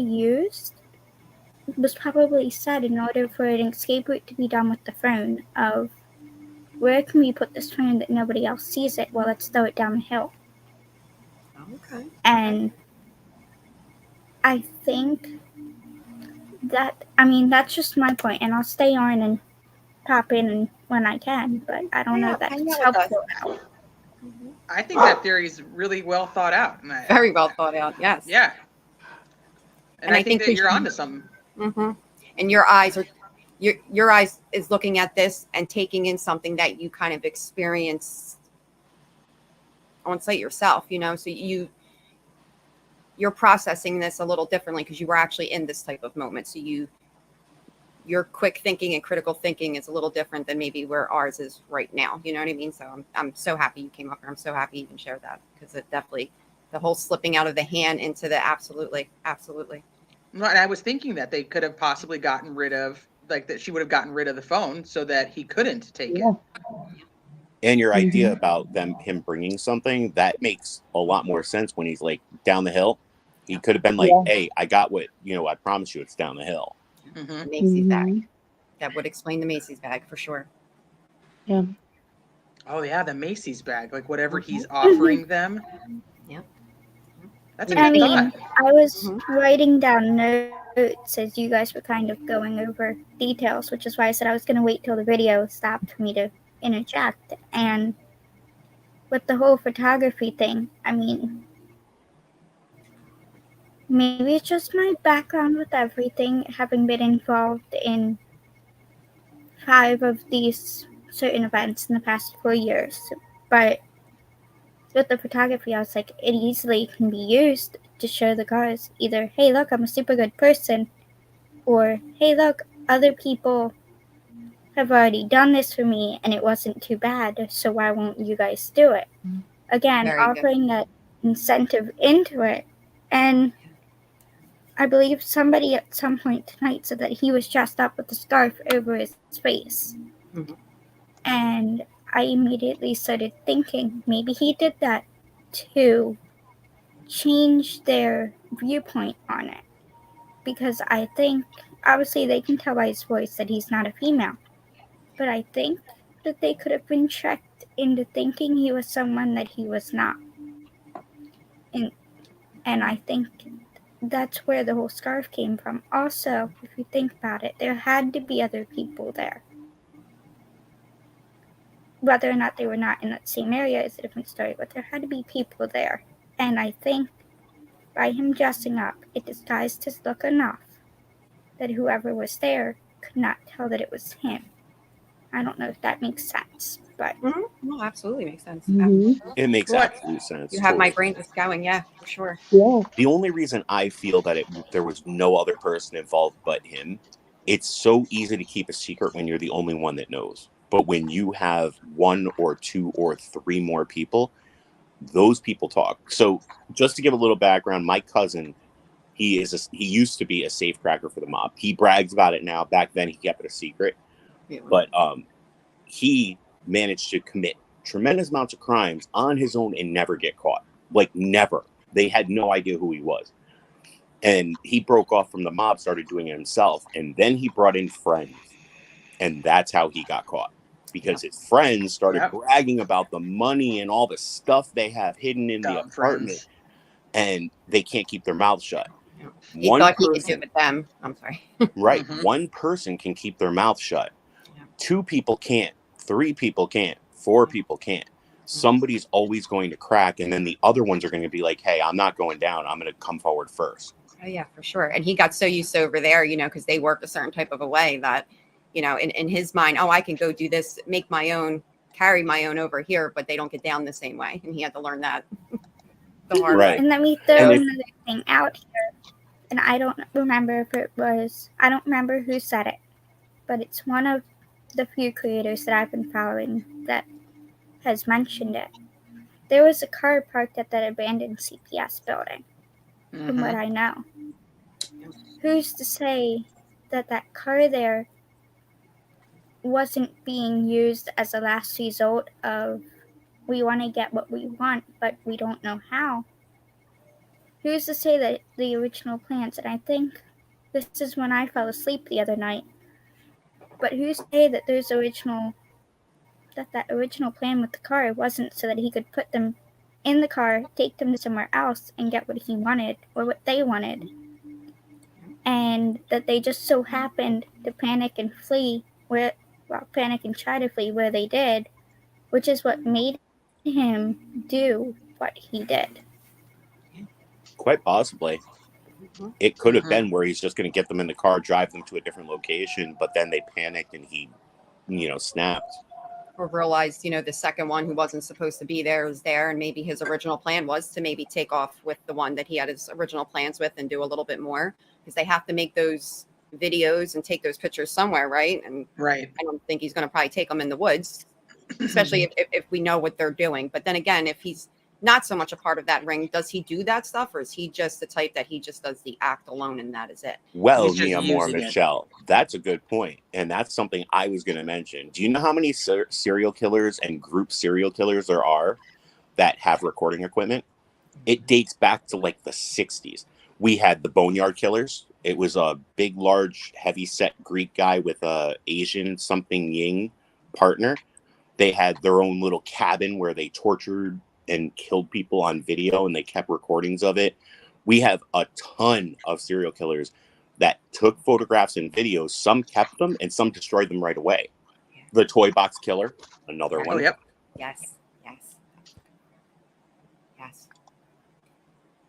Like you said, it's just ballsy that he kept everything the way he did right next to him, basically, like in his home. If he did. I mean, if he did. Right. What they could have done, because from what I read in the articles, I wasn't there personally. In the articles, they said the FBI were at the neighbor's house doing something, and then they somehow managed to discover evidence or whatever. Or maybe it was that the neighbor was reporting he was burning stuff in a fire. We don't know what they found. We don't know what was there. We just know that they confiscated stuff. And just like in Eliza Fletcher, they confiscated the vehicle, the laptop, the garden shears. They just confiscated a bunch of stuff, and then they said, oh no, it had nothing to do with anything. Right.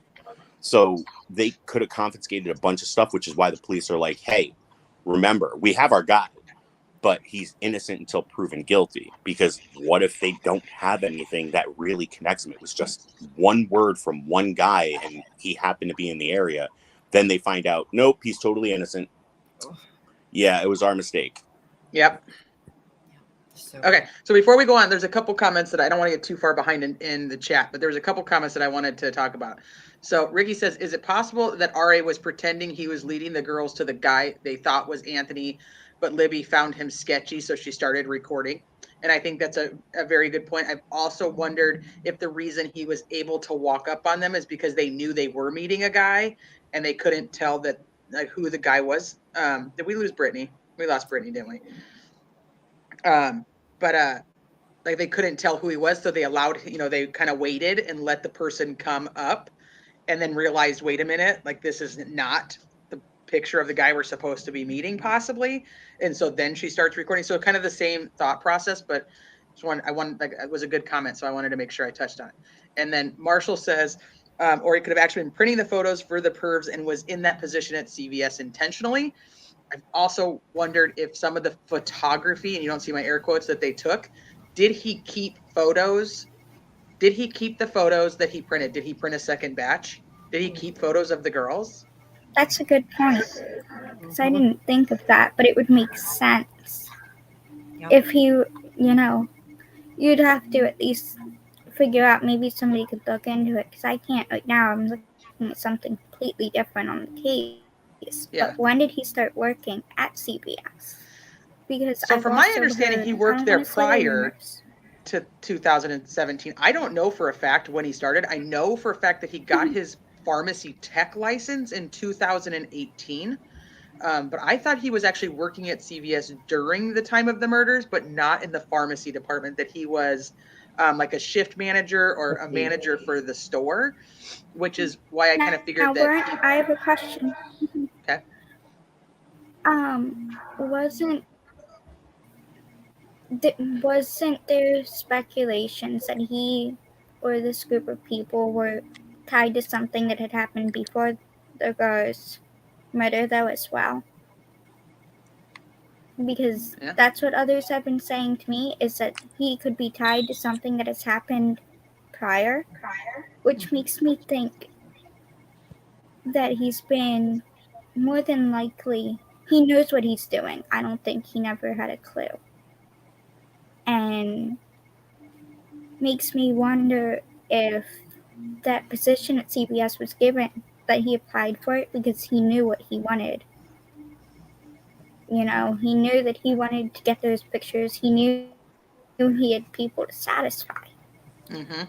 And when I he don't know. A realized that the pharmaceutical girls were job is not hard going to to be get, and it lenient, pays. A pharmaceutical job pays really good money, so I doubt it was just to get pictures. I think he wanted it because you see their house. I mean, their house, they have nice things. They go on all these fancy trips. I think it just happened to be he was in CVS, because even the manager of CVS could be like, "Hey, do you have those developed pictures? I'll come and get them." They don't look good. They don't want these. Can you make a new copy? They could Mm-hmm. always junk them. But I think his pharmaceutical position was strictly to, one, make money, two, to get all the information on everybody in town. And it's CVS isn't just for your town.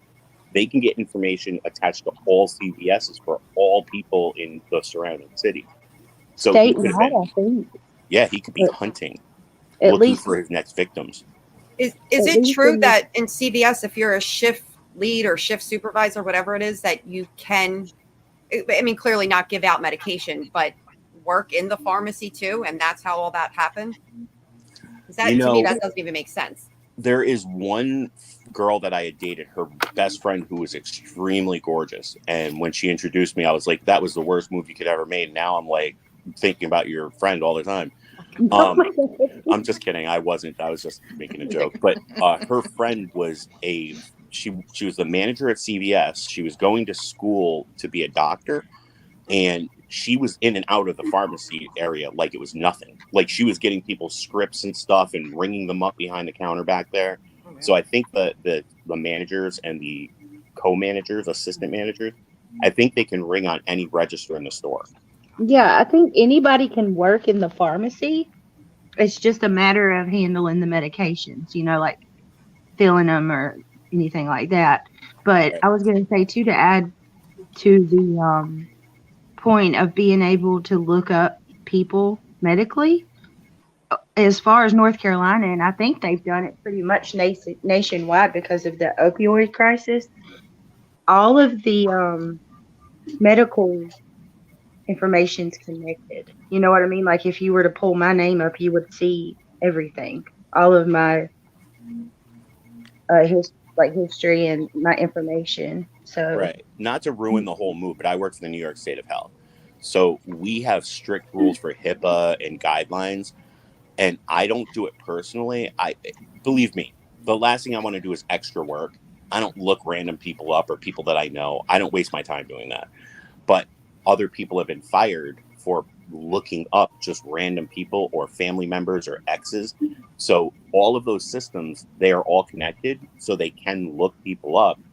They're supposed to be monitored. And as you can tell, I still have my job for the past 7 years, so it's not like I've ever done it and got fired.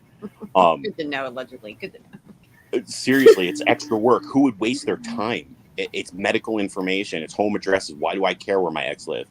But all of so those to throw systems. something else in based off CBS stuff, and knowing that he could have gone back into the area where medicine was kept, do you think that he took medicines that were back there and put them into that Macy's bag and panicked and said, as a very last result, maybe after the girls were taken in that car to wherever they had originally planned and he had gotten what he wanted? Do you think he could have used those medicine, whatever medicine was in there, to either A, mess them up somehow mentally or physically if they were allergic to whatever the medicine was, or also to, I don't want to say do what he did, but potentially do what he did?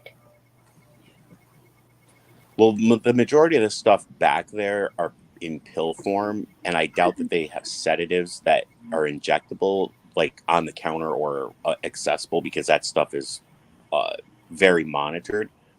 But yeah, there's a major problem with anybody that works, not everybody, but some people that work in fields where there's easily accessible drugs, nurses, doctors, pharmaceutical, managers.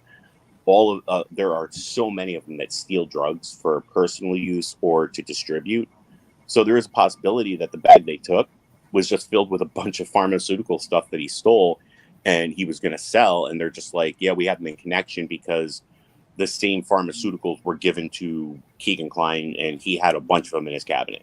I mean, there's a possibility in Keegan Kline be like, yeah, the pharmacy guy did it. Always I would imagine it's so controlled, though, right? Like, it would be really hard to steal medicine from a pharmacy because doesn't all of them, like each pill, each dose have to be accounted for? Oh yeah, but they have different ways of handling that now. Like how they have those fake like barbiturates and opiates that are floating around, and people are like, they're selling aspirin and it's supposed to be heroin. Well, a lot of people, they'll make fake drugs to put into the containers that are just like aspirin or like baby Tylenol or something. So they substitute them. I'm not saying it happened at that pharmacy, but it does happen. So it could just be that he found a way where he can make a little bit of extra money on the side by selling some stuff, but it just so happens it connected him to the case and he is stuck now. I'm not saying he's innocent. Don't get me wrong. I'm hoping it's him. Trust me, I really am. I don't know if I think that they would have arrested him if it wasn't. Yeah. Well, Edna, I don't know. that That's why Edna Syed would disagree with that completely. So do you think that he would have taken, I don't think he took medication because I guess for me, I think that this was his plan. This is what he wanted to do. And I think it was executed very quickly. The only thought process I have is that there was so many people searching overnight, but I mean, it's dark. It's a lot of land. Because I can't imagine that the person would have brought them back and then staged it while people were out there searching. That makes no sense to me. I don't believe that at all. I think he did it. He knew how much time he had. He knew the area pretty well because he's definitely gone there multiple times. He knew who walked where. Yeah. He knew the guy's property, the property line. He knew where the guy yelled at kids all the time, so he knew to avoid those areas. I think the parked car, I think that one that you had mentioned earlier, didn't they say that it was broken down and somebody had to walk to get like assistance or something? So I think, because I remember that being on the news, they were saying that they had a car way long ago, but it was so long ago, I don't remember. Yeah, I don't remember. I remember there being a car there, but I don't remember whatever. As far as I know, nobody ever came forward and claimed that car. But I also remember there somebody talking about that there was like a work truck or some type of like a work vehicle, and nobody ever knew what work vehicle it was. And like people had speculated, could it have been like a utility truck? Was it a plumber's truck? Was it like some type of, it was a work vehicle, but I don't remember the location of that off the top of my head either. Yeah, I remember hearing that too. There's a lot of stuff that they never gave answers to though, which is understandable with this case. Right. So speaking of, that was actually one of the big rumors when they changed the sketch, was that supposedly they had found, and this is all rumor, this is not proven, so just take this for what you want, that they had found the person who matched that description and it wasn't him. So they released the other sketch. Have you guys ever heard that? Yeah. Actually, there was a person that was that had a bunch of charges for SA. And he was the primary focus, and they were like, it looks like him. He lived like the county over or something. Mm-hmm. And they brought him in for questioning multiple times. That was the same time that they decided to start questioning Paul. Was his name like John Paul or something, the guy who owned the property? They were interrogating. Ron Logan? Yeah, Ron Logan, that's it. They were interrogating both of them like back to back almost. And I thought that they had their guy. They were so confident. They're like, the news just kept saying, he has all these SA charges, and it was just it felt like there was going to be closure sooner or later, but then suddenly he was just cleared, and I'm like, whoa, wow. And then they changed the sketch. Right. Yep. But then you hear Carter saying that he believed that if you put the two sketches together, you'd come to a better picture. So then that to me believes that he did believe that both guys were Bridge Guy, but not necessarily the same sketch. You know what I'm saying? Like not necessarily this. He believed that if you put them together, they would become one picture of the guy who was Bridge Guy.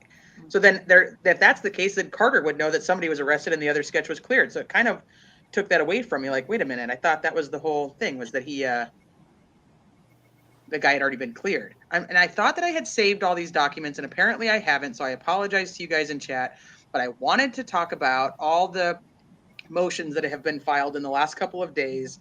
I think a lot of people have heard that the motion to transfer Richard Allen to a state facility for his quote unquote safekeeping, right? Mm-hmm. I thought I had saved all these. I'm so mad that I didn't save them. No, they moved him for his own safety, yeah, because they know something's going to go down if they don't put him secure. Right. Well, did you also see that they also requested to move Keegan Kline for his safekeeping same time? Well, yeah, you can't knock off charges from a guy that has 30 charges for those kinds of charges and then say, just stay right where you are and nobody will bother you. I think that's like a main reason to move him. And Delana, is it because of the cigarette butt that they discovered and they put into a baggie? Is that why you think they have DNA? Yeah, Delana. Well, Lesenby has said they have DNA. He never actually clarified. Hi, Parker. He never actually clarified what DNA they had. And this is where the whole animal DNA has always come in, like about the dog, or now people talk about a cat, because he said that they did have DNA. And then when so I don't know if you guys know, but like, so the biggest thing that I love about this stuff is the forensic genetic genealogy that's kind of taken over the whole aspect of, crime cases and cold cases. Parabon offered to work on the DNA and work a family tree on the genealogy side of it to figure out who this was based on their DNA. And they actually turned them down at first, but supposedly later on, they were working with them. So that makes me wonder, did they turn them down because they didn't have actual human DNA? Well, where's that echo coming from? That can't be me. I don't have two things playing at once. I don't even hear an echo. Oh, okay. So it just must be me. It's really hard to think about that because one, they had to get DNA from somewhere, right? Yep. So if they're like, no, we don't need your help, they were probably trying to process it themselves, and they have their own centers for that, which I don't understand why they just didn't give it to the FBI and say process it. The genealogy thing, yes, 100%. I agree with you. That thing is so amazing. They're catching so many criminals from the past. It's ridiculous. And they're making so many police officers look exactly how they should look, like they didn't do their jobs properly. Mm-hmm. Well, I was thinking maybe, what if, there's what we were talking the other day about fibers in hair. What if it was his hair? Like I don't want to go there, but like, what if it was some of his body hair? Oh, that kind of hair. Yeah. I mean, they would still be able to get, like, even if it was facial hair or other hair, they could still get mitochondrial DNA and be able to match it. The biggest issue they're going to have is if they did have DNA and this guy doesn't have he has nothing on his record. He has no reason to have his DNA in the system. I also had heard, and this is once again just rumors, so you guys know it to be true, let me know, that he refused the DNA sample because remember they were like the first year they were collecting DNA from like everybody that would offer it. Scottish Queen, you sent them to me, did you? Oh, honey, let me go look. I've been running around like crazy trying to get everything ready, so I messed up. Let me see what you sent me. Oh, you did send me a lot of stuff. Oh, girlfriend, you did send me tons of stuff. Okay, hold on, I'm gonna pull it up. Let me get rid of some of this stuff. None of this is saved though, so it'll be. Let me pull this up so we can look at it. Am I like the only creator that still looks for the share button? And I like bypass the present button all the time? I haven't gone live yet, so I haven't had a chance. Oh, man, I'm so used to the share button. And I'm like, where's share? Where's share? Let me put it this way. If a cop came to my door right now and said, hey, there was some sexual thing that happened here in town. Can we get your DNA? I would spit right in their hand. I'd be like, here you go. You want blood too? Exactly. I have nothing to hide. Absolutely. Yep. But if you refuse DNA, they should do what they did with that guy that murdered the girl and tried to say they were in a relationship, but they really weren't. You remember the girl that she was jogging, she went missing. Oh yeah, Sutherland. Goal, right? The Not sure Sutherland what girl? her name was. Yeah, maybe. And then the boss, not his boss, but a company he delivered for, he got a drink of water and threw his cup in, and she's like, Yes. "Oh, got it." Yep. That's what they should do. You refuse DNA? Sure. I agree. You want a bottle of water? No. Yep. Do you want to fall down and hit your face on the wall? Exactly. Cool. I super duper agree. Yes. And you take it.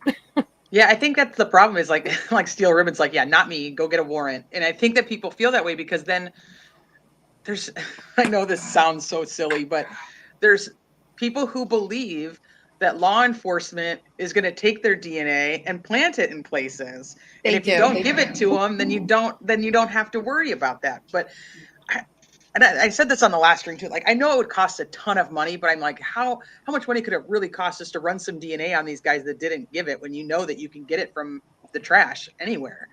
But I do know they did find a cigarette butt because that's on the scanner. Yep. So there was a cigarette butt that was found. Obviously, who knows whose cigarette butt that is? It was in the water. But I know they can get DNA from things that are underwater, so that's not an issue. Correct. But who knows if it was his cigarette butt, if it was the killer's cigarette butt, and who knows? I mean, people have said that Richard Allen smokes, so I don't know. But I mean, like, that could have been there for I don't know how long. They could still get the DNA from it, though. So is it from that? Possibly. Okay, so Scottish Queen had sent me a ton of stuff, and it's not saved, so I can't actually zoom in on it, but I'm going to read it. Go ahead. Allegedly, did you want something? Did you say something? Oh, yeah. See, my DNA is already in the government system because I was in the military. So for me, anything happens, they can connect me instantly. So obviously, I've not been involved in anything because I haven't been connected to anything. But it's not that I'm trying to invade people's private personal space. But truthfully, if you are asked to give DNA, give it. If you're innocent, you have no reason not to. It makes no sense to jump into, and I'm not saying this in a negative way, everybody, because I believe in a lot of stuff. So conspiracy theorist means nothing to me. But don't fall into a conspiracy category where you're like, wait a minute, you're going to try to plant evidence to put me down as this criminal. No, you take it yourself. You put it in the container. You wrap it up. You put it in a bag they're holding and they ship it out. They're not touching any of your DNA, bro. That's simple. Yeah, what about the bad ones that take it and put it in other crime scenes, and now they don't like you, so they I don't know. I know that sounds crazy, but I would totally give mine up in a heartbeat, but I absolutely understand the ones who question what could be done and what law enforcement and whatnot does behind the scenes with things, and especially in the last few years. It's gotten a little tricky with law enforcement. The last 40 years, girl. They're letting people go that have been in jail for 30 years. Mm-hmm. I'm a complete conspiracy theorist, but in a sense like this, give your DNA. Give your DNA. And I don't know that actually happened. Like I said, that was rumor that he was asked during this whole initial thing to give his DNA, and he said no. So, like I said, you guys can take that for what you want. If you know it to be true, then give me a source, and I'll be happy to say it's true. Okay, so let me see. I haven't read through these, so let me just see what they said. This is the pedophile catfish 28 who was linked to Delphi case and accused of protecting the killer has been cooperating with the authorities who asked for charges against him to be dismissed days after suspect Richard Allen's arrest. So we know that they dropped 5 charges from his 30 charges, stating in the motions that they did not have the evidence that would guarantee a guilty verdict beyond a reasonable doubt. So they dropped them. Ironic timing. I absolutely agree. So let me see what else is in here. This is the rest of it. Okay, so this is the Daily Mail article. He's facing a slew of child exploitation and pornography charges, but had been freed at the time of the February 2017 killings. Yes, even though they had already searched his home.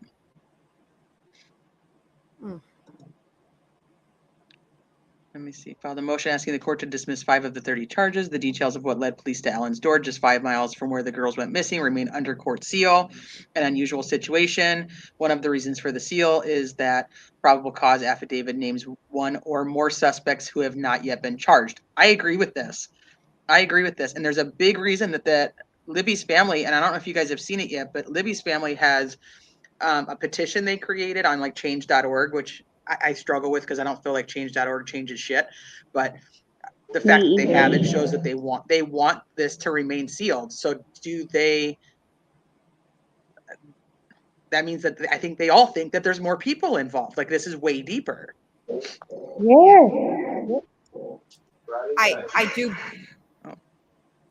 I do believe in Indiana alone, and I originally did think that this could possibly be connected to Delphi. I don't know if I believe that anymore, but I do still very much believe that there is an absolute, no doubt, ring of corruption. I'm not going to say which ends of what within the Indiana State Police and their higher up government officials, starting with the family members first. I mean, their names are all connected to begin with, but you start following some of those little rabbit holes and they bring you somewhere. And I go back to that floor 4 fire. And I feel like that just says so much about the way they investigate and how they handle it. I'm sorry, guys. Give me 1 second.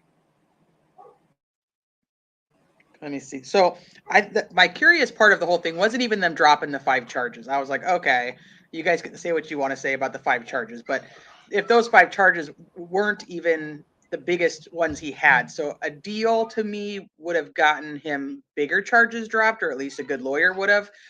But because the other 5, the 5 that were dropped, and I have them in here somewhere that tells you which ones that are which, but I don't think that that's part of this. But the part that got me was that they moved him or requested for him to be moved for safekeeping at the same time that they're requesting for Richard Allen to be moved.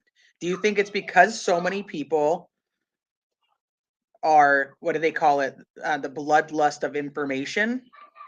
And so you think they're going to go after Keegan for the information too? But I mean, they already have been. So why put him in safekeeping at the same time? That was weird to me. Can you guys not hear me? Oh no, I was listening to you talk. Oh, okay. I'm like, wait a minute. Well, you got to, they have to give Keegan something too, which I'm sure they gave him bits and pieces of maybe things that he wanted in his little deal of speaking and whatnot. And when he, in his eyes, I'm sure did them a favor, and maybe he did. I don't know. They had, there has to be something in there for him with that. And I don't know if that falls in any of this. I don't think he's being moved just because of safekeeping. I think, let's just say he threw in there when he was having these conversations and doing those, with the transcripts and whatnot. And he said, listen, I can't be here no more. I don't care if you put me in Florida, if you put me in another state, I want to be in another, whatever. And they said, okay, we're going to do it around this time. He has no idea when and why. They make the arrest with Richard and do this all at the same time. It might not make total sense, but it picks up as to giving Keegan a little bit of what he wanted and maybe promised in that whole situation. And they can cover up right now just using that alone. Like, we have to keep Keegan safe for right now. I don't think it's just that. Or they're just making moves, panic other people to see if people start making moves themselves. This is true. That's good thinking, because if there are people on this probable cause affidavit that are not charged yet, then maybe they'll start scattering, knowing that Richard's charged.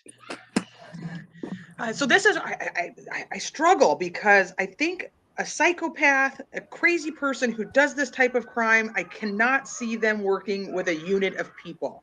It doesn't make sense. I feel like this type of person, and I'm obviously not a profiler, so take it for what you want, but I do think that they don't want other people to know they're scary. Like, they want people to think like, I am the nice guy. That's why I'm so friendly at CVS when you come in. And, I'm the good guy. So I can't imagine that he's like in this group of people that he's like, okay, I'll just let them know that I like to like murder people and, like CP. It just doesn't make sense to me that he wants that out there. See, if anybody else knew, allegedly said.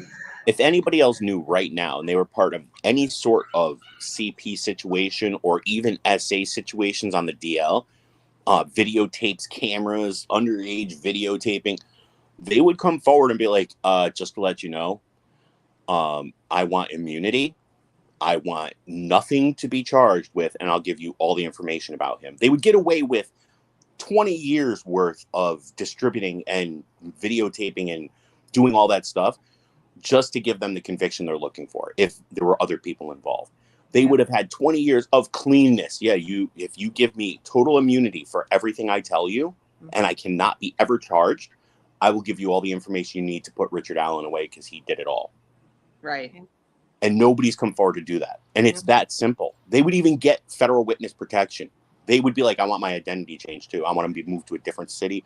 I want a brand new identity with a perfect background. I want an education beyond the stars. Say that I went to New Orleans before it got flooded, but I lost all my transcripts. Say that I have a master's degree in 4 different things, and I'll give you the evidence you need for Richard Allen right now. So obviously, if Keegan gave him up, he obviously has a lot more information that he could give up on a whole bunch of other people. But why would you only drop these 5 little measly charges? And like Parker said, they have said that it is not in relation to Richard Allen, which I don't think they're lying. I just don't think they're telling the truth. That makes sense. They're not going to tell anybody that. I think they just said, give us something and we'll give you something. And he's like, I'll give you the names to the handful of people I know that have access to the account. Yep. Right. And that was it. That's and worth the 5 charges being dropped, or maybe a bigger deal coming a little bit later. And I know people keep saying like the whole thing about like an S ring is that they do keep the secrets, and they do keep the the identity and the dirty deeds of their ring close to the chest. My problem is this guy in particular is not a one-off guy. He's not this wasn't like a one-off thing. This guy is obviously done stuff like this before. He did it in broad daylight.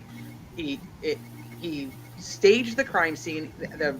The girls were, in my opinion, brutally murdered. I just can't imagine that he's like, yeah, this is like, everybody's like, yeah, that's totally cool. We're going to go ahead and still hang out with you. When there's like that, I don't know how to explain it, but like, there's like a level of weird stuff. Like, oh, we're totally cool with this weird stuff.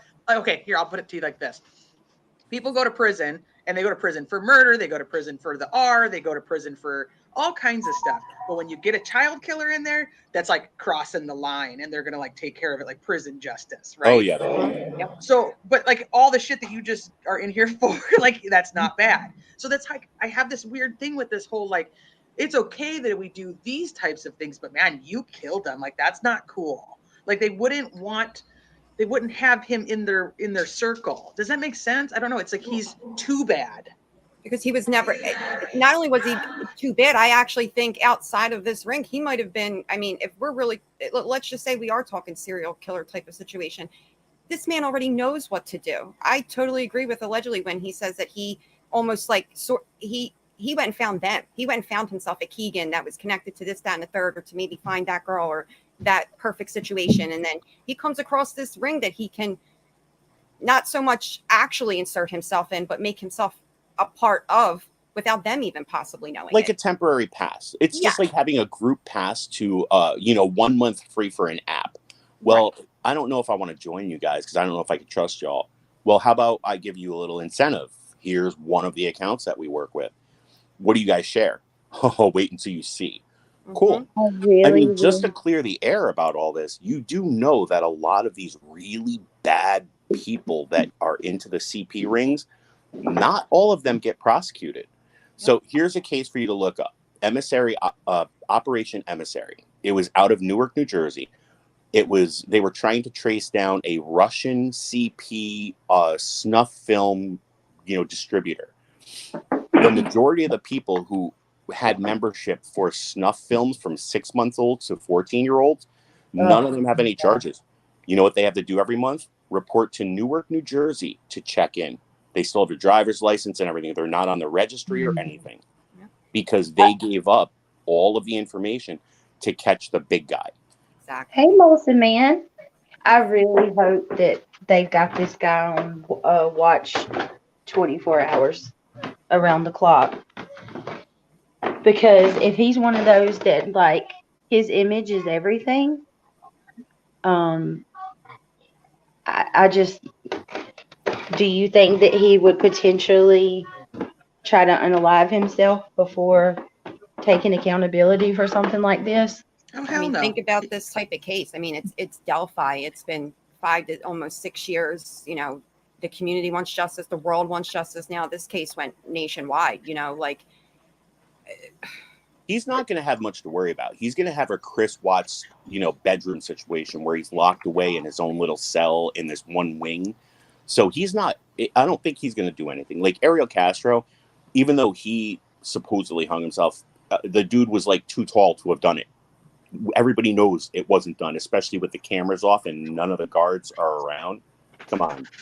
So for him, he's just going to go through it. He's not going to say a word. He's going to do his time. He's going to try to appeal. And if he's successful, if they can get important aspects, that's why they want to keep this locked, sealed, because the evidence, if that gets out, it's easier if evidence is out in the open to start causing a lot of, obfuscate situations and make people make mistakes. To keep it sealed is a smart way to do it. This way you can bring him to court, get him put away.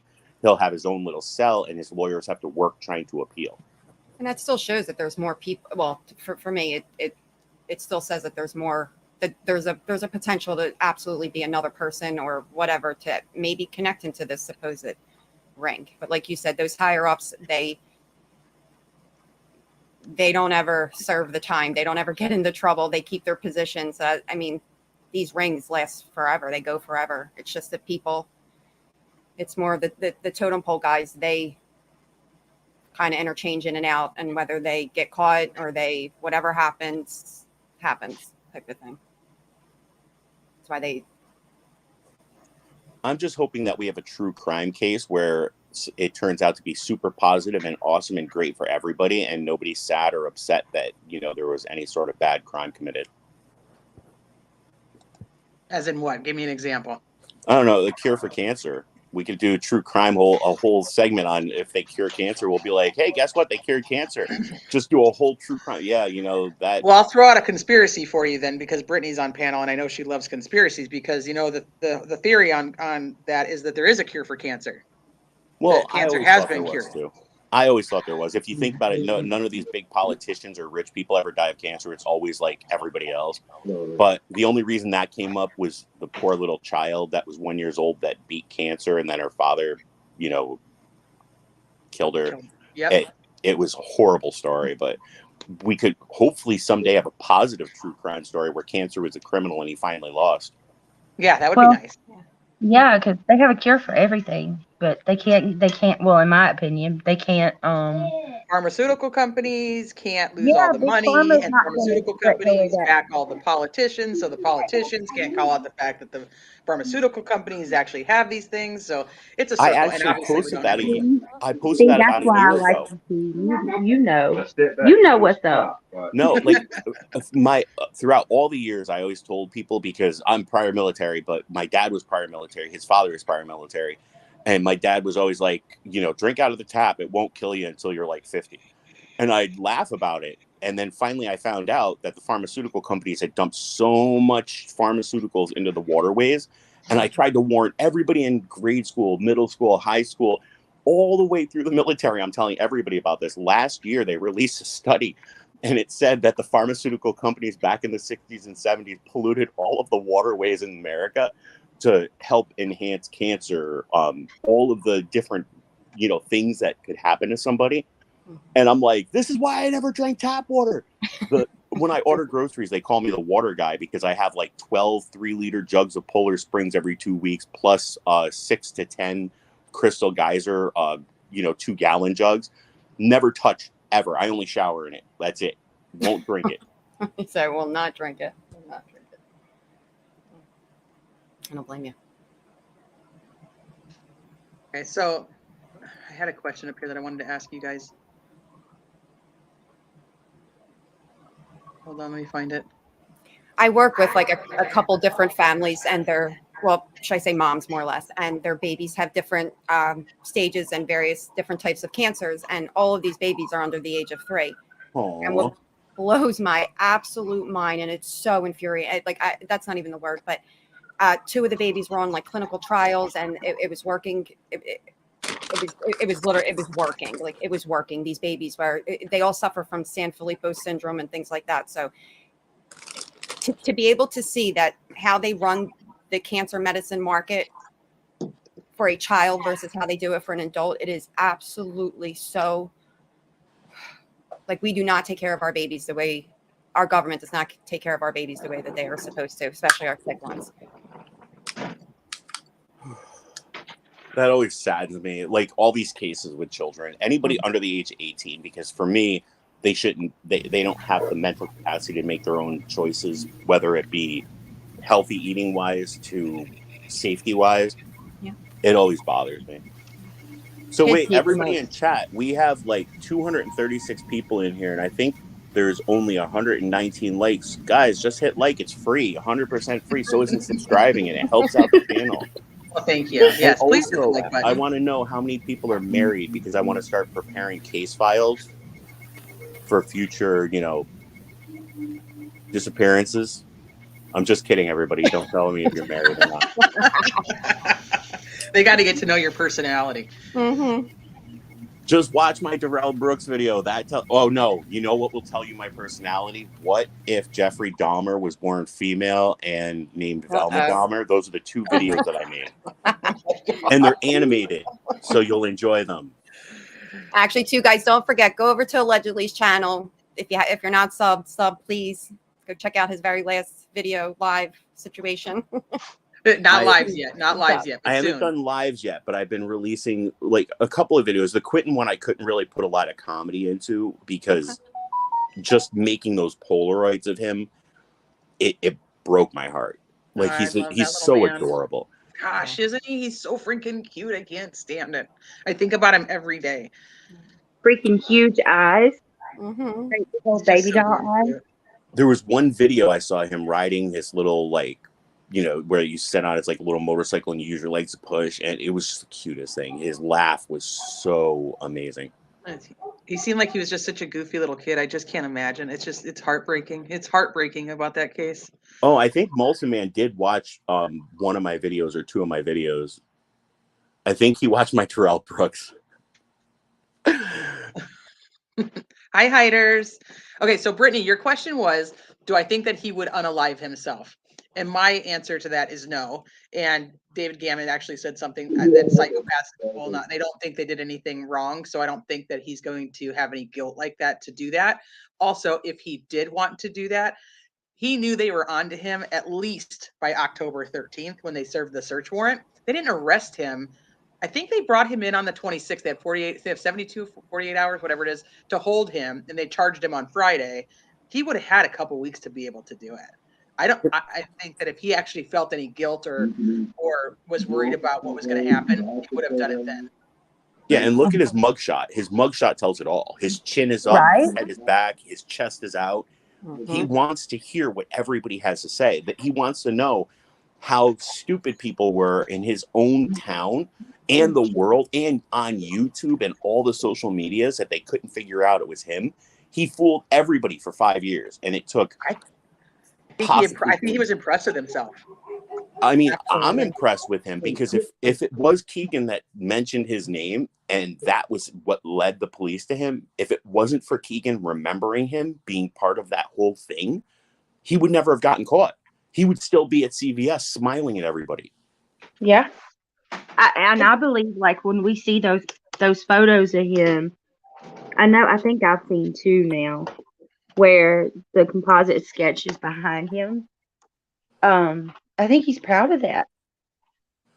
Oh, somebody mentioned that. It was in a news report. They said somebody mentioned they didn't think that he was just like posing there.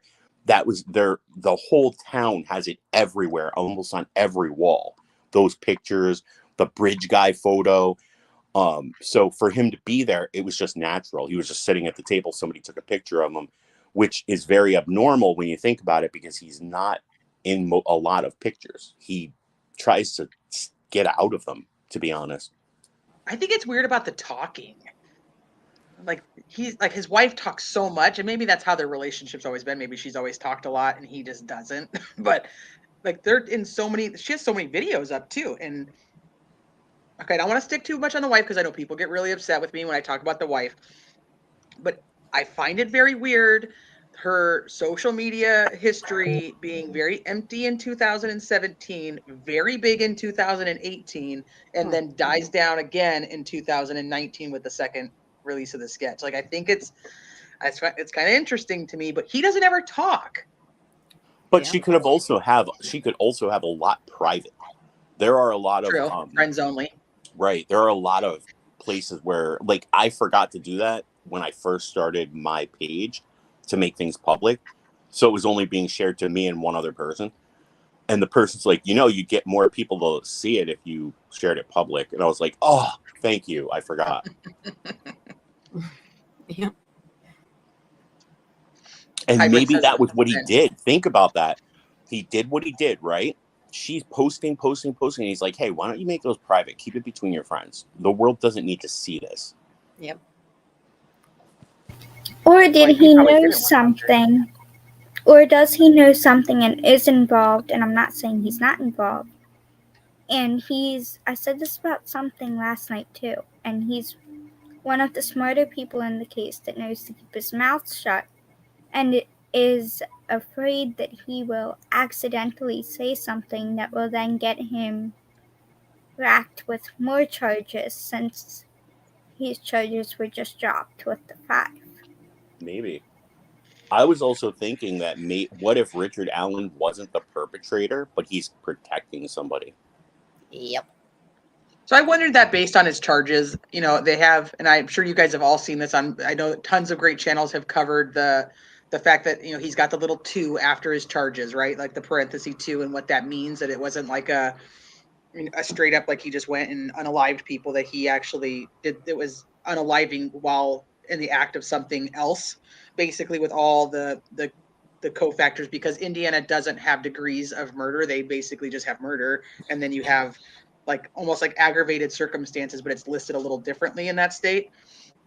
So obviously his intent was to do other things. We know that. And then I have to ask you guys, what about Keegan taking ISP to the Wabash River?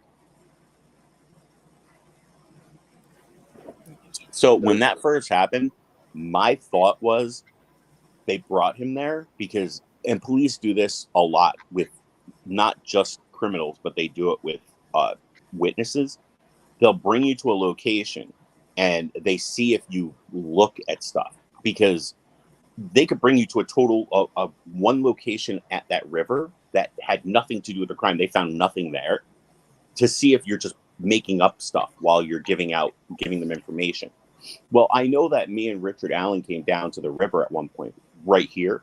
No, it was more like over there. And that's when they know, he's telling the truth. They bring you to the wrong spot to see if all your information you're giving them is true or not. So I think he fed them some information. Maybe he met these guys down there. It was like a group thing where they all went down, they talked, they had a few beers, maybe fished for a while. So they brought him to one spot and said, this is where we found the bodies. And he was like, well, I've never been here with that person. We were only at that other spot way over there. Weird. Yeah. But do you think they actually found something there, though, that put them in this direction? I don't think they did. They had a lot of people searching, and I give them crazy props for that. But you have all of these people that do magnet fishing everywhere, and anything that's in the rivers, they're going to pull it out. They don't call the police for phones. They just keep them, or they try to activate them or something. So there's a lot of people that fish in those rivers, hikers that hike down there and camp. They would have gotten all the evidence they needed prior. Maybe they were looking for like a knife, like with the Aiden Fucci case. They went back to the lake and they found like a blade that had a broken tip, and they were like, hey, it fits, it matches. Maybe they said, hey, we found wounds that might match this type of object, like a miniature 2-pound dumbbell for yoga. Go check it out and see if you could find one in the river. But I think they just brought him down there because they already had the information they needed, and they were just trying to, spook people. It's easier to spook people if you're announced. Why would you announce that they're bringing, like, yeah, we're going to bring them to the river, so get your video cameras ready. They could have done it in secret. They could have taken him anytime they wanted and brought him down there and said, show us what you want to show us or tell us what you think happened. But they made it a spectacle for a reason. So it was all over the news, maybe to spook somebody like Richard Allen, start burning stuff in his, fire out back. Parker, let me know what you find. I'll gladly go down that rabbit hole with you.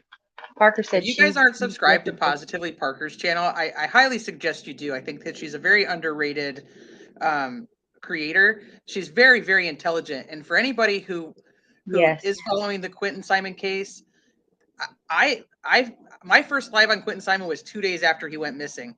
Hers was like literally the day that he went missing. And I started watching because of Parker. If you're not subscribed to her channel, I highly suggest you do.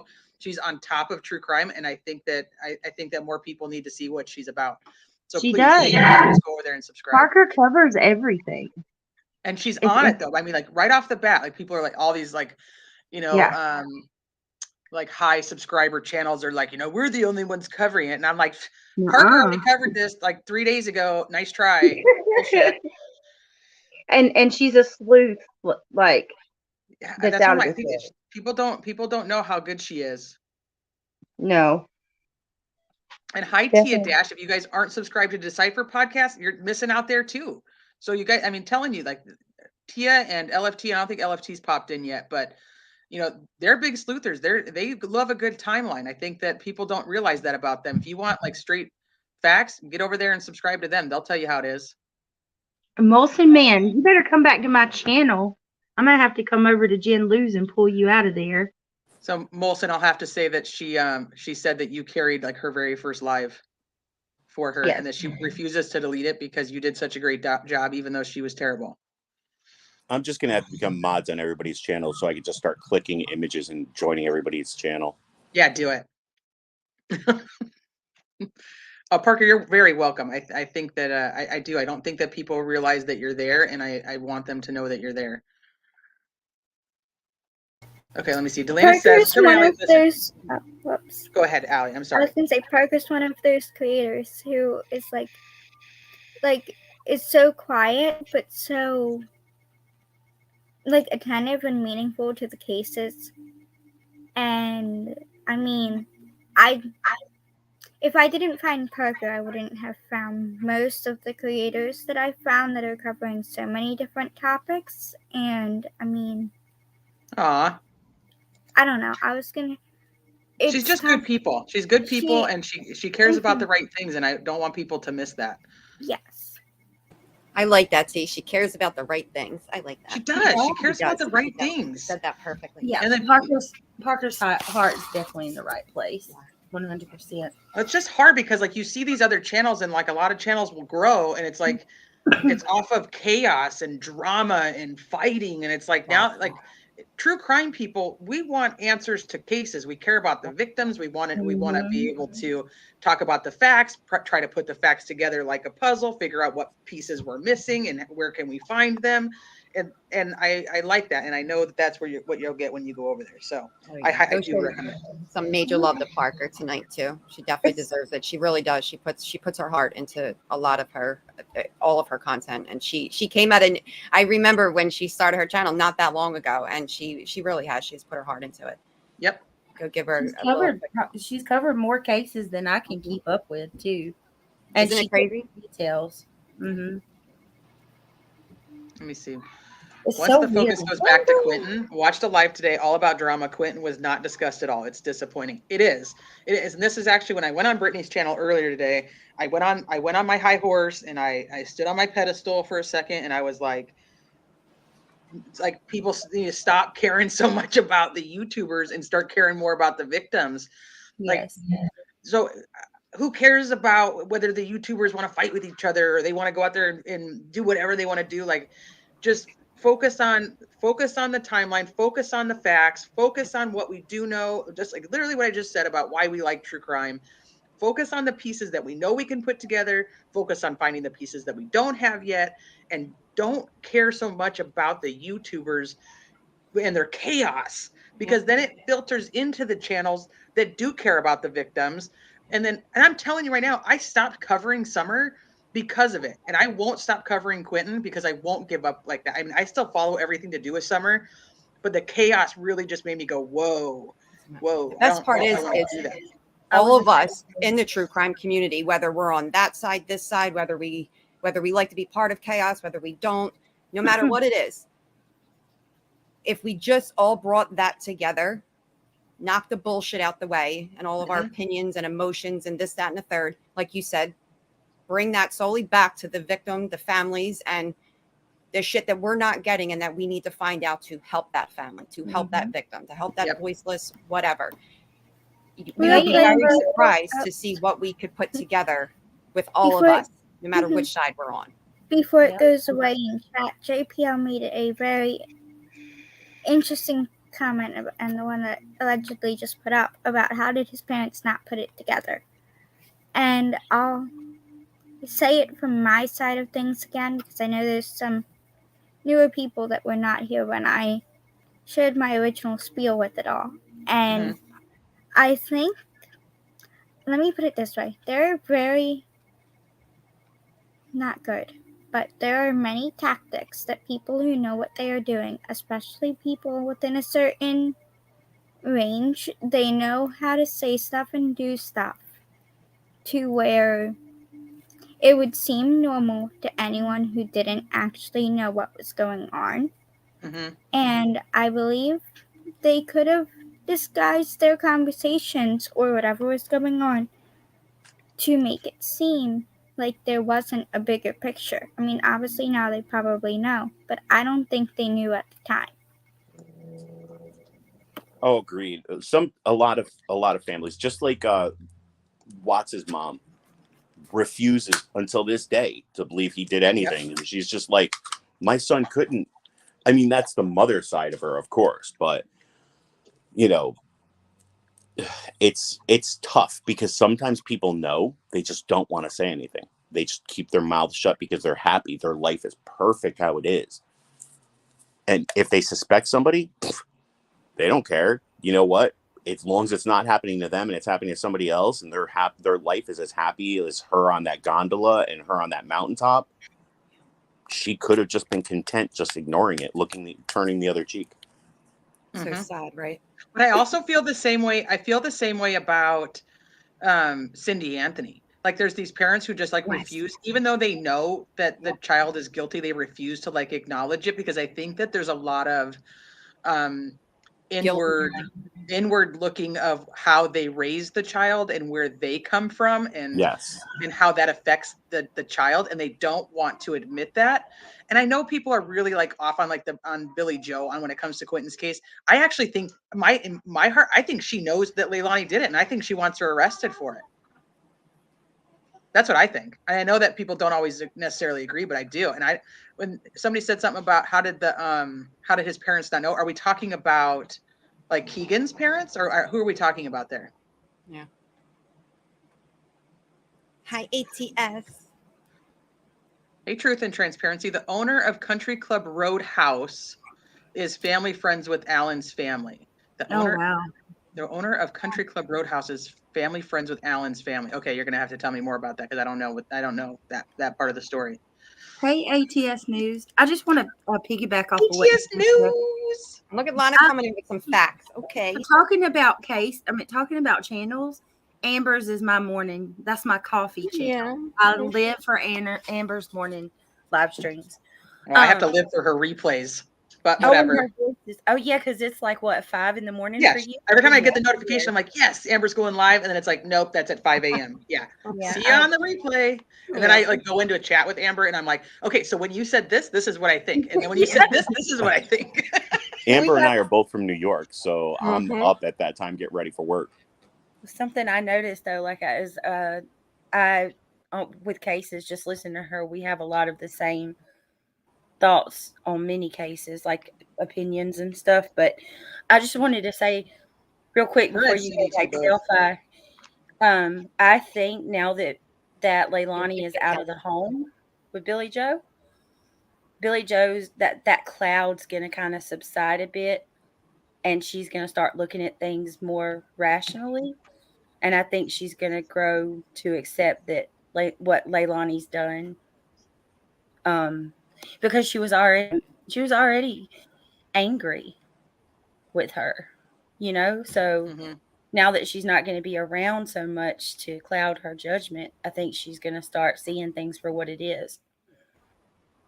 I feel like I'm really behind in chat. And I'm really sorry, that, guys. Either way, that I feel bad for Quentin regardless in that situation. Like when you think about that, because it's almost like, is that what's happening? Like, is she okay? Was she okay for that little time being? Because her child. You're cutting out, love. Was in front of her. She like that type of is not Quentin.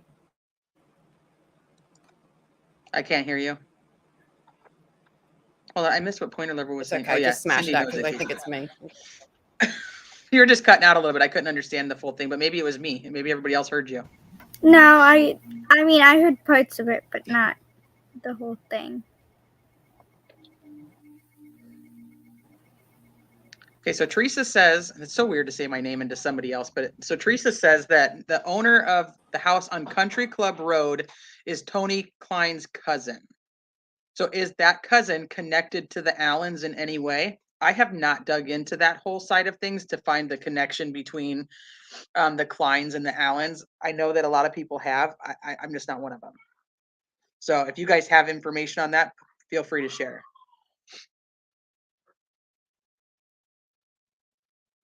Nobody on panel has any info on that either? Oh, I'm sorry. I missed that because my cat decided it was part of the 1 hour a day she wants me to give her affection, so she distracted me. Could you repeat that? Cats are the boss. I was saying that so the owner of the house on Country Club Road is Tony Klein's cousin.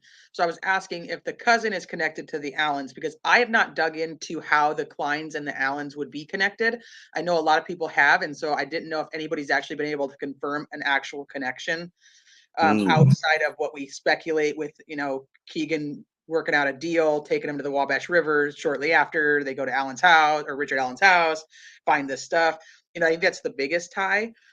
But other than that, I don't know if they actually have a physical tie. Does anybody know that yet? No, I didn't dig that far back because he's brand new. And to be honest, they said he's innocent until proven guilty. So I'm just waiting for more stuff to come out. Okay, so the cousin is Travis Trexler. So the cousin Travis Trexler is the one that owns the country club situation. And how does that person connect to the Allens? Yeah, Molson man, cats rule. You do what they want because they don't typically want any attention. Recently arrested for an old warrant for DUI. Another just random arrest. See, like that's weird to me. Old warrant for a DUI. And so a lot of people have said to look into how many people are being arrested in the area on charges such as this, and pay attention to like how old some of the charges are or how old the warrants are, because those people are probably the ones that are going to end up connected in this ring of people. I have not had the opportunity to dig into any of that. So if any of you do, please feel free. I mean, it would be interesting if there was a medium to large size ring of CP distributors there. And, but CP is different than what transpired at Delphi. Those guys they get images and share them. They don't necessarily go after the people. They're more of voyeurs, I guess you could say, which is why I feel that Richard Matthew Allen is a standalone who inserted himself enough just to get the information and then backed out and said, okay, the only people that these girls are connected to are them, not me. You think that's what Richard Allen's going to say? Well, no, I think that's what he did. I think that's why it took so long to catch him, because it took so long for them to get names from the people that are part of that organization. And when they finally got a name that wasn't the profile of voyeur, but a total standalone person, they were like, wait a minute, Why is this guy who has no history, nothing on his computers, nothing, they could have hacked in to look, nothing to show he's into CP, managed to get the girls that were talking to the CP group? It doesn't make sense unless he's got a long history, hidden history that they're going to release in the future. But we would have heard something about it by now, a leak. Right. They're really great at leaking stuff. And plus his mindset, it's more like, I don't know if you guys ever heard of Monte Buxbaum. He was the guy who started doing brain scans on prisoners that were murderers. And he found that people that committed assault, just SA, their brain scan showed where the empathy lit up. But when they would cry and they were sad, they could tell that it was real. But when a murderer or a serial killer got up there, they pretended to cry so much that you thought it was real, but their brain didn't pulsate Really? in the empathy region. Oh, yeah, but that same doctor, it was funny because he needed a control. So at the end of his whole experiment, he was like, I'm going to do my own brain scan. And he found out he, too, was a serial killer, except instead of serial killing, he focused on catching serial killers. So his instead of murdering people, he focused so much on studies that became, he was slaying books, not people. Kind of crazy, right? That is really crazy. But I mean, I can imagine it being accurate. That makes sense to me. But that's the Richard Allen persona that I'm seeing. He's a family man. He goes to these places. He's in public, putting on that face of a family man and everything. But he doesn't have a history of what these guys have a history of. He doesn't have any of that. It's like he's a shell and he's just walking around and suddenly he fills that shell with something, but it's not that group. It's just enough to get in the group, to get information on targets and then back out. Because look at who they focused on for the past 3.5 years, the Kleins. They were all up and down them. They were on, the property owner. They were looking at a random SA predator. They didn't even look at him because he wasn't a part of the group. He just inserted him enough to get targets, prey that he can hunt later. Right. Then he jumped out.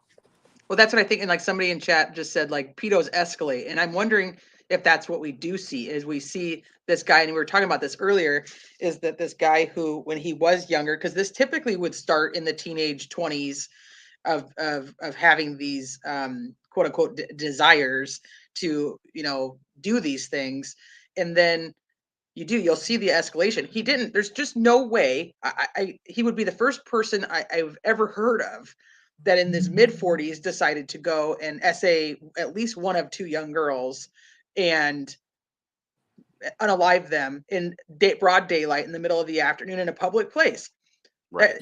That's a huge jump. So he's either been doing, so was he a pedo? Was he, the CP doesn't make a lot of sense because that's normally like a lot of voyeurism. Those guys are typically like recluses, but obviously you have to have the people who are out there doing it for you to be able to get it. So, there's more like the action taker versus the voyeur who's viewing. And he would be the kind of guy, and this is my opinion, he would be the kind of guy that would be looking back on his own stuff. Mm-hmm. Proud of what he's done. Not like, let me go watch other people's stuff. Like he likes the action of it. That's what fulfills his weird desire. So I have another side to that then. So if they were truly involved in the ring, which is what I've been seeing in the comments because I've been watching what people are saying, he could have gotten his so-called desire fulfilled for those years. And then with the guards coming up, he could have seen something completely different in them that made him, in a way, snap. And I don't know if snapping is the right word, but it's what I use. And he could have snapped and said, you know what? I want more. How can I get more? Because as harsh and as sad as it is, I know from experience, you give someone one thing, it's like the mouse, can't think of what it is, but like you give a mouse a cookie, they're going to want more. Well, you give someone what they want in this type of situation, and they're going to, in some way, want more. I think snap was the right word. Yeah, definitely. People snap and they do things that are off the wall, but they usually get caught. That's the one thing is it's been so long. It was so well done, so well placed. This wasn't the first time it was done. When you really, and I'm not saying that I could be 100% wrong, but nobody does something on impulse. They just snap and say, I'm going to do this today. I'm going to go do it right now. I'm going to go right there. Then they do it in one spot, transport the bodies to another, position them, pose them, clean up as much of the DNA and evidence as humanly possible, make a smooth getaway without speeding or running into people, and then disappearing for 5 years. That's something that's experienced, like Israel Keys. The only reason he got caught, he went off script. He dropped his MO. He started trying to get ransom. I mean, dude, you were serial killing for over a decade or two. Come on, don't mess it all up and be like, you know what? I want ransom this time. Let's see if I can get ransom.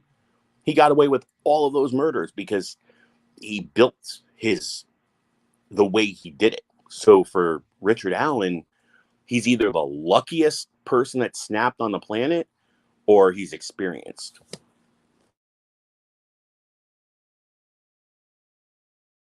Okay, so this is interesting. Parker said Richard Allen was actually born Richard Gorham. He took his stepdad's name at some point, so I wonder how the beginning of his life was. That's interesting.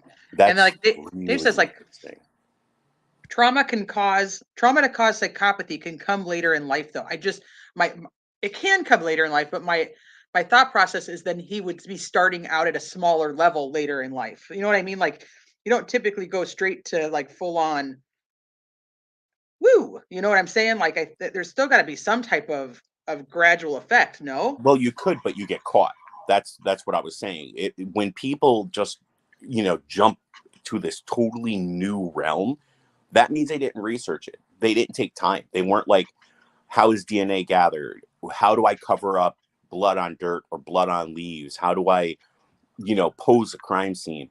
These are things that take time. It's not something where you snap and go, I know exactly what to do. I'll do this here, move them there, then I'll move all this evidence, then I'll put stuff in the water. They would get caught. When they snap, those guys get caught. Like every crime that we're hearing about now, where families are being killed and they catch the guy, or the recent one with the pregnant woman, that's happening so much more often now. It's ridiculously scary. But when they snap, they get caught. They do something on impulse. They didn't plan ahead. Richard Allen got away with it for 5 years. That is something that's Israel Keys, Ariel Castro.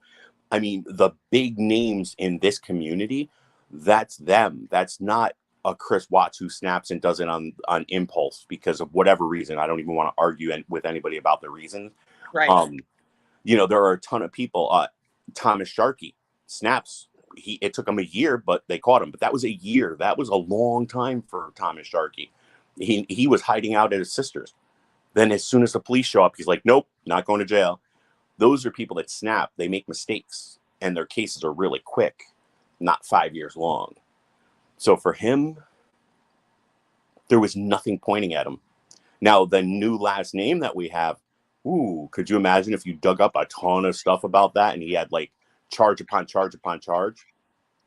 Right. Well, I'm assuming that he probably changed it when he was younger. Parker, you could probably elaborate more on that. If he changed it when he was younger, like you said, took his stepdad's name. So, well, didn't we have a case like that? There was a guy who, his girlfriend disappeared. She, like 30 years later, they found her like buried near the gazebo that was built right there.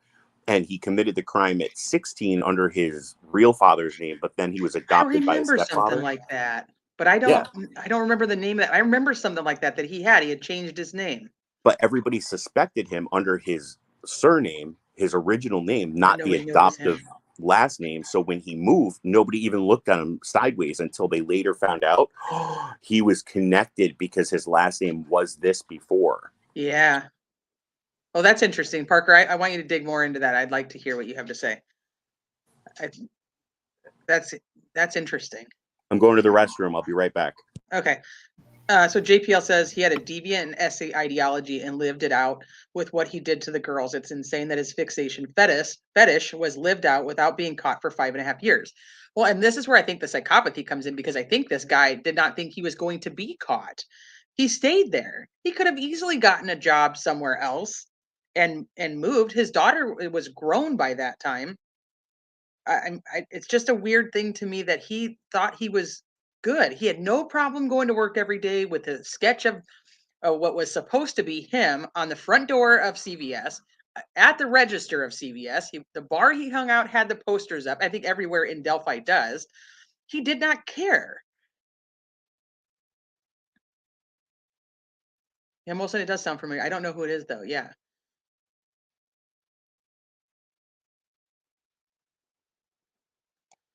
Let's see, hoarding and overeating or drug use can come after trauma at any age. I know. Well, I do. I agree with that. I don't know about the red rum stuff either. Let's see, Carolyn says the only way to develop pattern psychopathy after 25 is via traumatic brain injury. That's good to know. But I'm thinking that there's obviously something that this guy's been doing for a long time. I just don't know if it's actual unaliving. I don't. I think that it may have escalated to that, but it's still weird that he knew about staging and everything else. So then that makes me think this wasn't his first red rum. Catherine, there's 2 girls. Isn't there 2 girls still missing from where he used to live? I don't actually know that. And that's what I was talking about earlier when go. I got up with the whole thing of it makes me wonder if everything's connected with the kids that were missing when I was talking at the beginning. Catherine, I don't know if you were here for it, and I'll very quickly say what I was saying. And basically, somebody who does things and knows what they are doing isn't only going to do it to one person. And I can say that, again, from my own experience. I've been through 5 cases now with 5 different people in 4 years. And it's very interesting to me because I see the totally different side of it than a lot of people do, as I see it coming from the victim's point of view. But I also know what certain people were thinking. And with the pics of his daughter being in tie-dye, see that you just mentioned, I think that could have been what was included in the photography, and also the Macy's bag, using that as an incentive, because if he knew Libby loved tie-dye, he could have pulled out something tie-dye and used it to spark a conversation between them.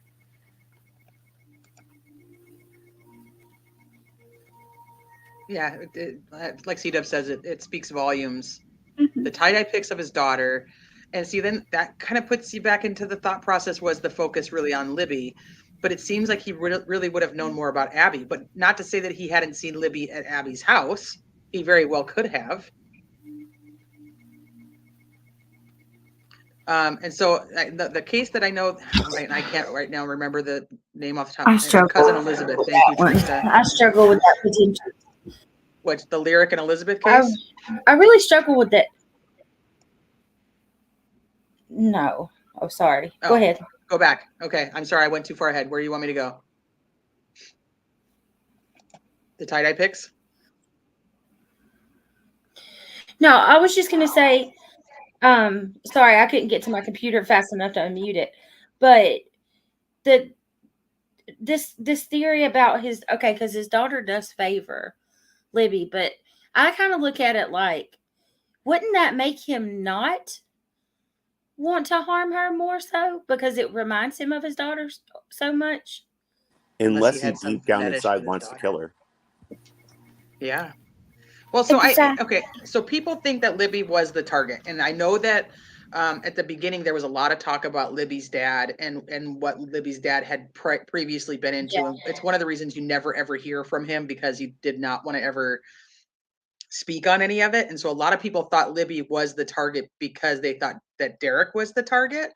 And Abby's family's always been really quiet. And plus she doesn't have as big of a family as Libby does. And they're not as outspoken. And Anna's never been like super outspoken herself on the whole thing. So I don't know, for some reason the focus has always been Libby, but I don't know if that's actually, I don't know if that was actually his focus. I know that sounds weird, but I think it was, my thought is it was Abby, but it could have just been both. It could have been a thrill to have two. I don't know. Like, my brain can't wrap my mind around it.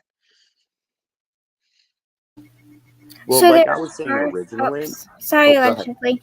No, you go ahead. You go ahead. So there's like, I don't want to say levels because they're not levels, but there have been cases where certain people, such as what we are talking about, have found their own connections to their own children. And I know that sounds sick, but true, though. that, like, again, with the question that Tristan just said, do you really know if anything ever happened with their daughter? You don't know what kind of pictures he has or had of his daughter, or what ways he's seen his daughter. Yeah. And if he was truly involved in a ring, he had to have known some tactic to get whatever he wanted. And if his daughter is similar in age to those guys, he could have developed a liking for that age and wanted certain pictures. And he could have easily bribed his daughter the same way. I mean, oh, you make a good point. You make a really good point, as hard as that is to hear.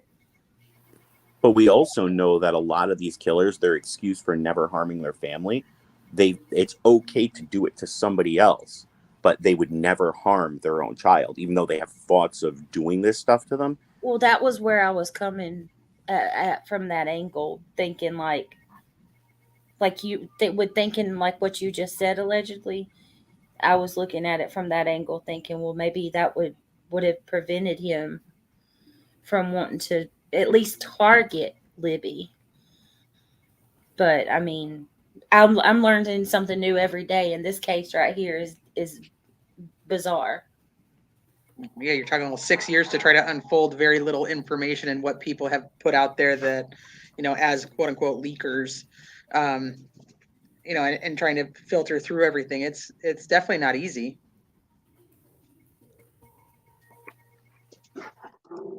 See, Sunset Gazy says they may know who the main focus was because of all the footage and the audio Ellie has, but we do not know what is on that audio video. I have been told that at least I've heard that rumor. I think C-Dub said it earlier that there was a rumor that it was like 11 minutes long, but it wasn't audio for that long. I've heard that rumor. I don't know if that's true or not, but I know that there's like the 43, 48, whatever it is, seconds. And they talk about that some of it on there was really it was really gruesome, or it was like too much, and they did not want that put out in the public. I don't know if that's true, but that's just what I was told. I would believe that. You remember when I was saying earlier that when we first started the whole conversation, if he had let's say he grabbed Abby and he told Libby, go down the hill. Nothing will happen to you guys. Go down the hill or I'm going to hurt her. So they go down the hill. Then they get down to the bottom. All he has to do is hit one punch as hard as he can. It's a child. It wouldn't matter if it was a boy or girl child. It wouldn't. So I'm not sexist in that way. You punch a child in the face that's under the age of 18 as a man, you're going to daze and confuse them. They're going to drop to the ground in pain. They're not going to be able to run, especially if you break their nose or something. And then you just do what you're going to do to the one girl. Then after you're done doing that, you switch to the other. So it wouldn't have taken more than one person to do it. He just would have had to pluck the heartstrings. If you guys want to get out of this, okay, go down the hill. I have her in my hand. You don't go down the hill, something bad's going to happen. It's just really hard to talk about it because it's not something I would do personally. It's kind of sickening, but you have circumstances where you hear, obviously they tried to stay together. She could have run, but she didn't. And the killers usually say it after. They're like, she could have run. She should have run. I would have only hurt her friend. But instead I killed them both. And now I'm going to jail for it. When they tell their stories, you're just shocked You know, they don't want to leave their friend's side. They're doing everything to help their friend not get hurt. Run. I'm going to tell you now, if you ever get grabbed at night and you have a friend, run, go get help. Start screaming your head off. Scream fire. Start kicking your hands and feet. Say, look, I'm naked. Somebody's going to look. But don't just say, okay, I believe you. I'll go down the hill if you don't hurt her. So Just start Marshall, screaming. not to sound negative, but he could have controlled both, or they could have controlled both, even without a weapon. And I've been very tight-lipped about what I've gone through. I was told that if I did something, I would get $500 for it. And it is quite possible that whatever was in that Macy's bag could have been used to bribe them. And as Sis Vicious just said, oftentimes, we don't fully know all of their past. And it's complicated because we don't know the upbringing per se of Libby, and I'm blanking on the other person's name. We don't know what their upbringing was, and sometimes when you've gone through enough stuff, the right word is normalized. It becomes normalized, and that's sickening within itself. But I mean, it very well could have been a weapon, and I'm not saying it couldn't because of the neck. But I also, I guess in a way, have the benefit of seeing it from another side. I have thought though that maybe he had both, and I think that the weapon for the unaliving was actually the knife, but I have wondered if he actually was carrying a gun and that used to control them, but that's not what he used to unalive them because of obviously the sound of gunfire. So I've thought that maybe he had it to control them. And like C-Dub said, like it's crazy that there's no signs of a struggle. Well, there's been speculation that there was that the quote unquote struggle was only them like trying to run away, where like Libby lost her one shoe on the one side of on the one side of Deer Creek. So maybe that she was trying to run, or was that just him like corralling them that way and she just happened to lose it? But I think that from my personal theory, I think that he unalived one quickly and not the other. And so I don't think there was two for very long, in my opinion. And Maina, the part where you said that you believed that they were thinking that they were going to go meet Anthony Schatz. I mean, it is quite possible. Sadly, and it still sends shivers up my spine, and I've talked about my story a whole bunch. Sadly, people dress up in the most oddest ways in order to get what they want from people. And I mean, if he was desperate, and it seems like he was, he would have gone to any extent to get whatever it was that he wanted from either one of them or both of them. Mm-hmm. I agree. C-Dub says, so if unaliving with a knife, how would they not have struggled? Well, I don't think it's a stat. I don't even want to say it. He slit her throat. So there was not a fight. It was done. There wasn't Libby, right? That was Libby, right? Yes. Okay. I believe so. But like I said, this has not officially been released. This is just what's been quote unquote leaked. Yeah, I heard that. Well, I've read that too. That was what. So I think that he just got rid of her so that she couldn't put up a fight for her friend. So Libby was first? I don't know. We don't know that. That's just in my own thought process, because Libby would be the fighter, but many people think that Libby was the focus, which would mean that Abby was first. And It's very possible. I have no flipping clue.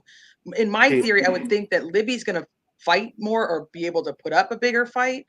And I think that I think that you typically get rid of your bigger threat first, even though I don't think either one were really a threat.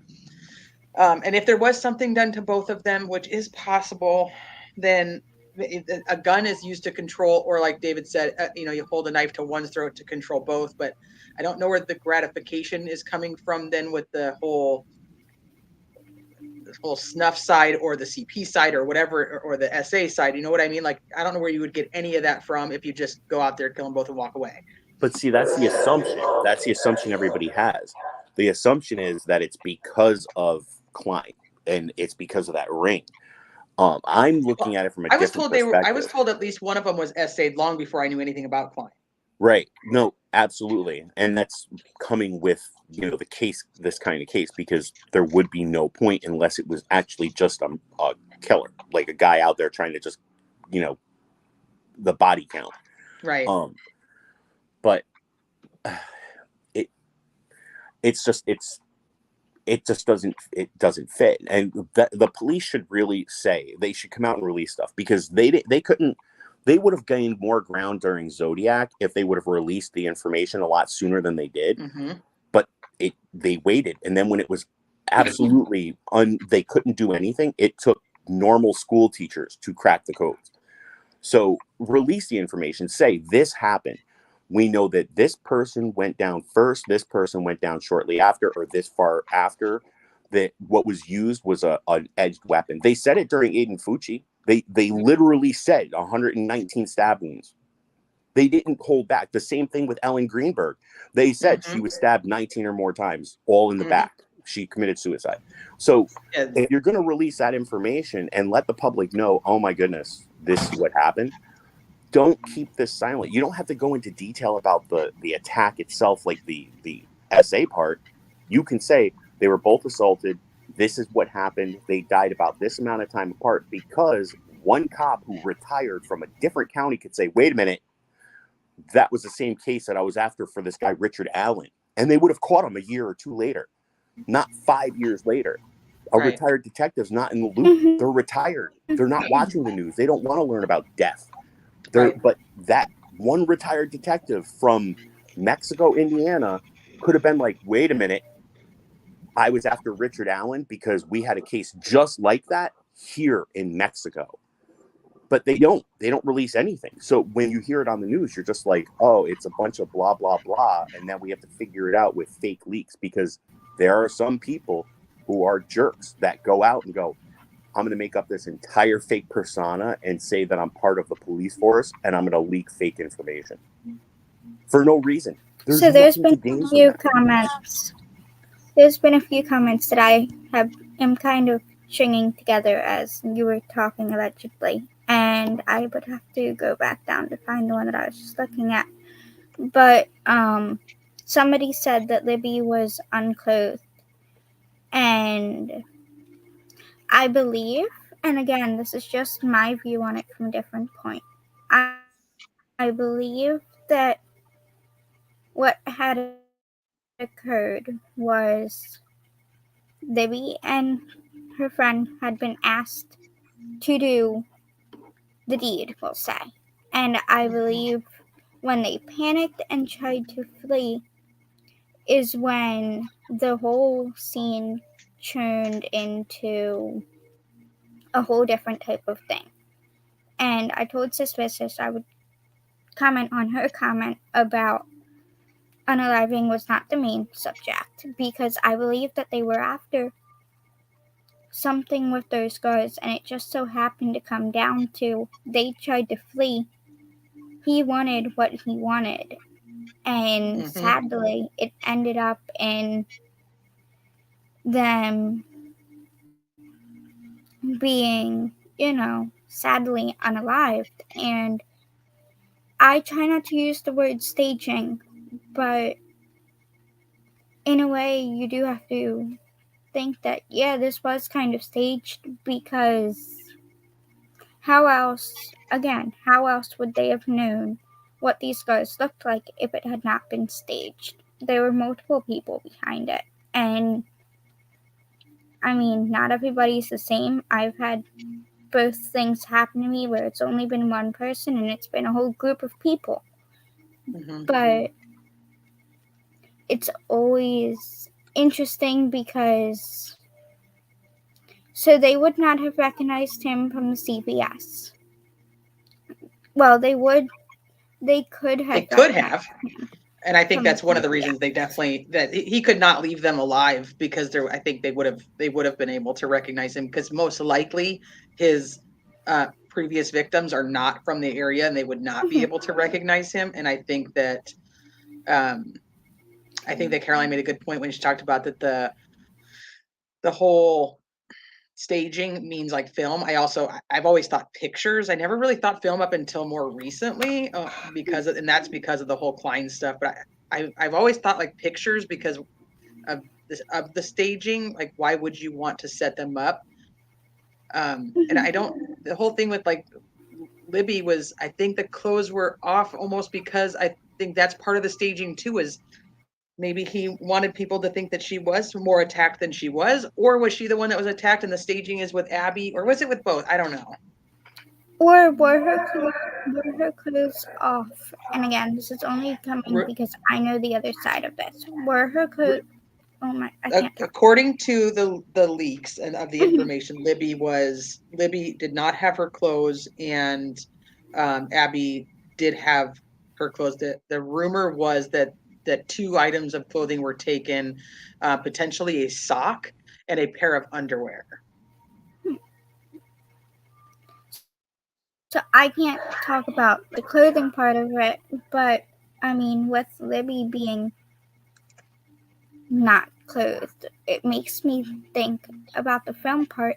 Had he said, let's meet up here, him wanting to get video or, video to send back to that ring, and they ended up resisting. So he said, you know what?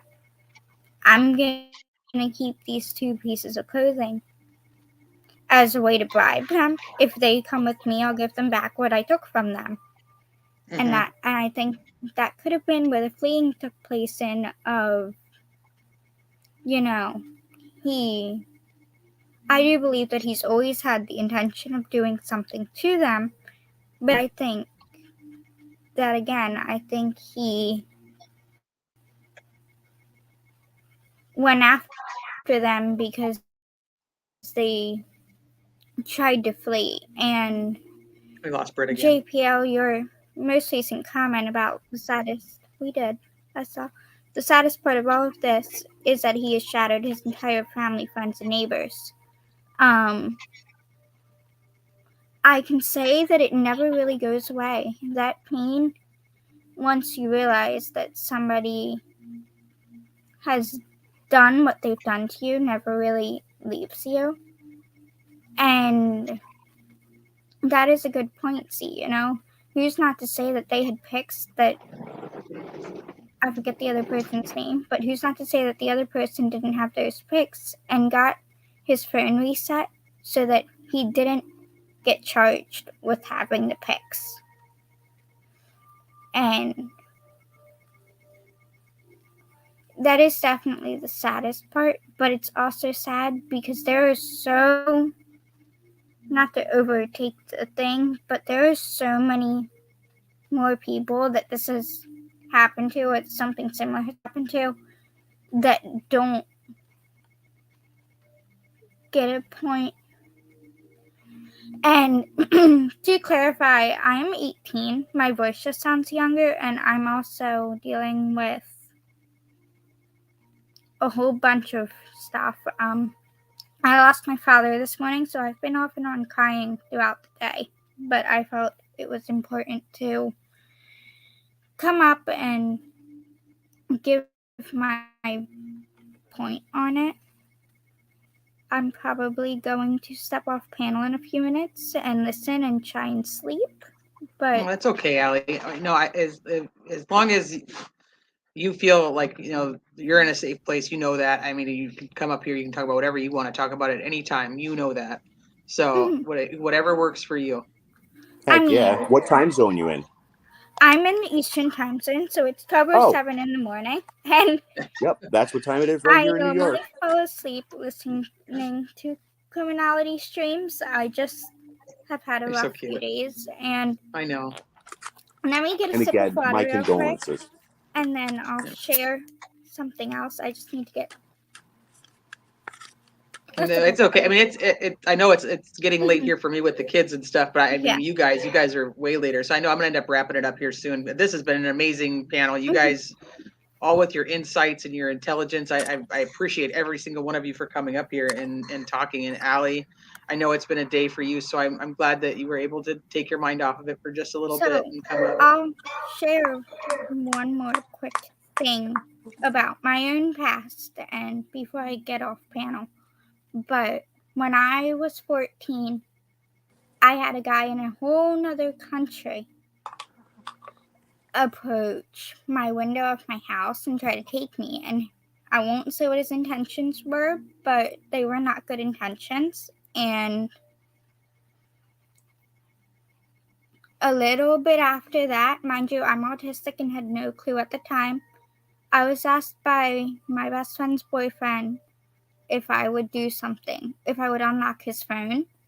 And it quickly turned into me being asked for things. And that's where half of that story comes from, of understanding a different side of it. I also then, when I was 17, had a group of males tell me they would give me $500. And that just so happened to be a few weeks before I lost my mother to her own addiction and my biological mother. And then last week, 2 weeks ago now, I had a couple chat with me through a totally different platform, and they ended up telling me that they wanted to visit my house and my work. And so I have a decent understanding of what it's like on both sides of it. I have seen the behaviors of people, and I also know I know what it's like to be a victim and have to deal with it. And I lost my mother in May. I lost my biological father this morning, and I was kicking around coming on panel because my words are sometimes a little bit hard for people to follow, but I think Criminality knows that it's better for me if I can be distracted and not really stuck in my own head. And I mean, I also have 18 days clean and sober, so I'm grateful to be able to share things. And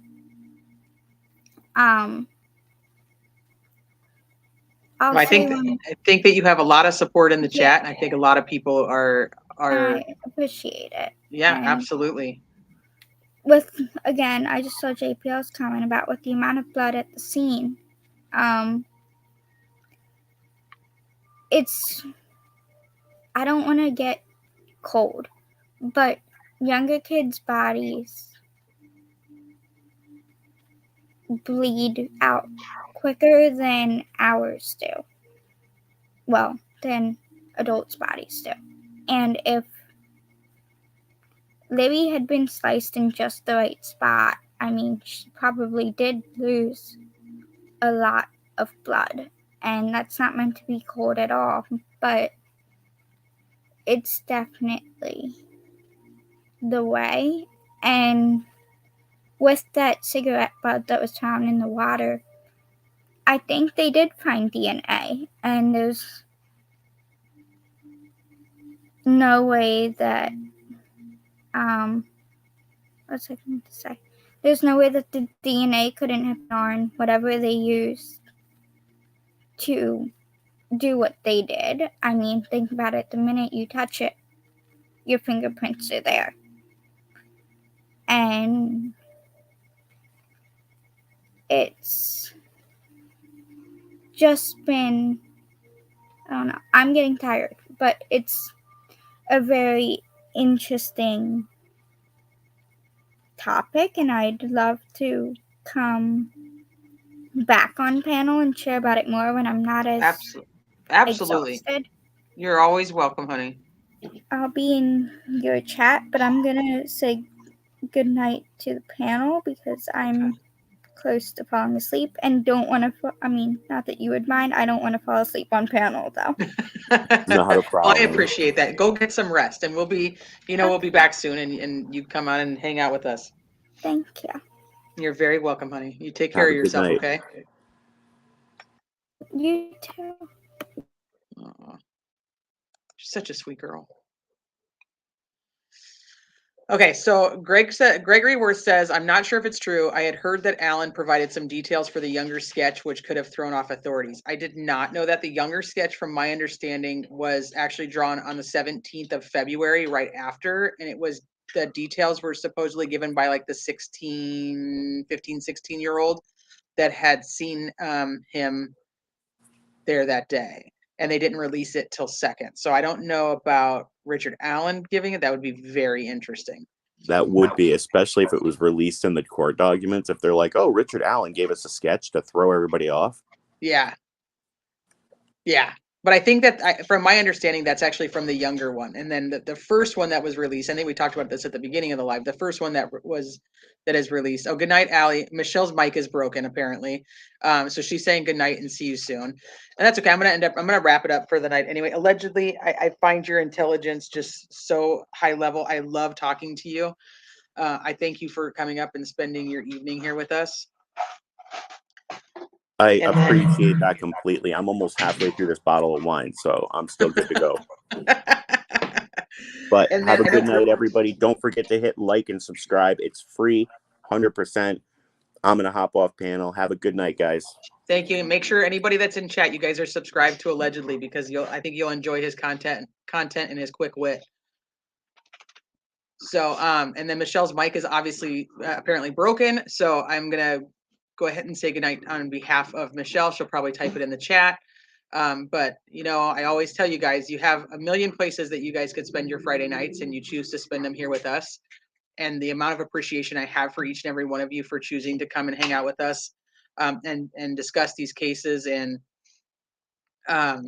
just theorize and go over the facts and remind us of things that we may have forgotten, especially when it's been a few years.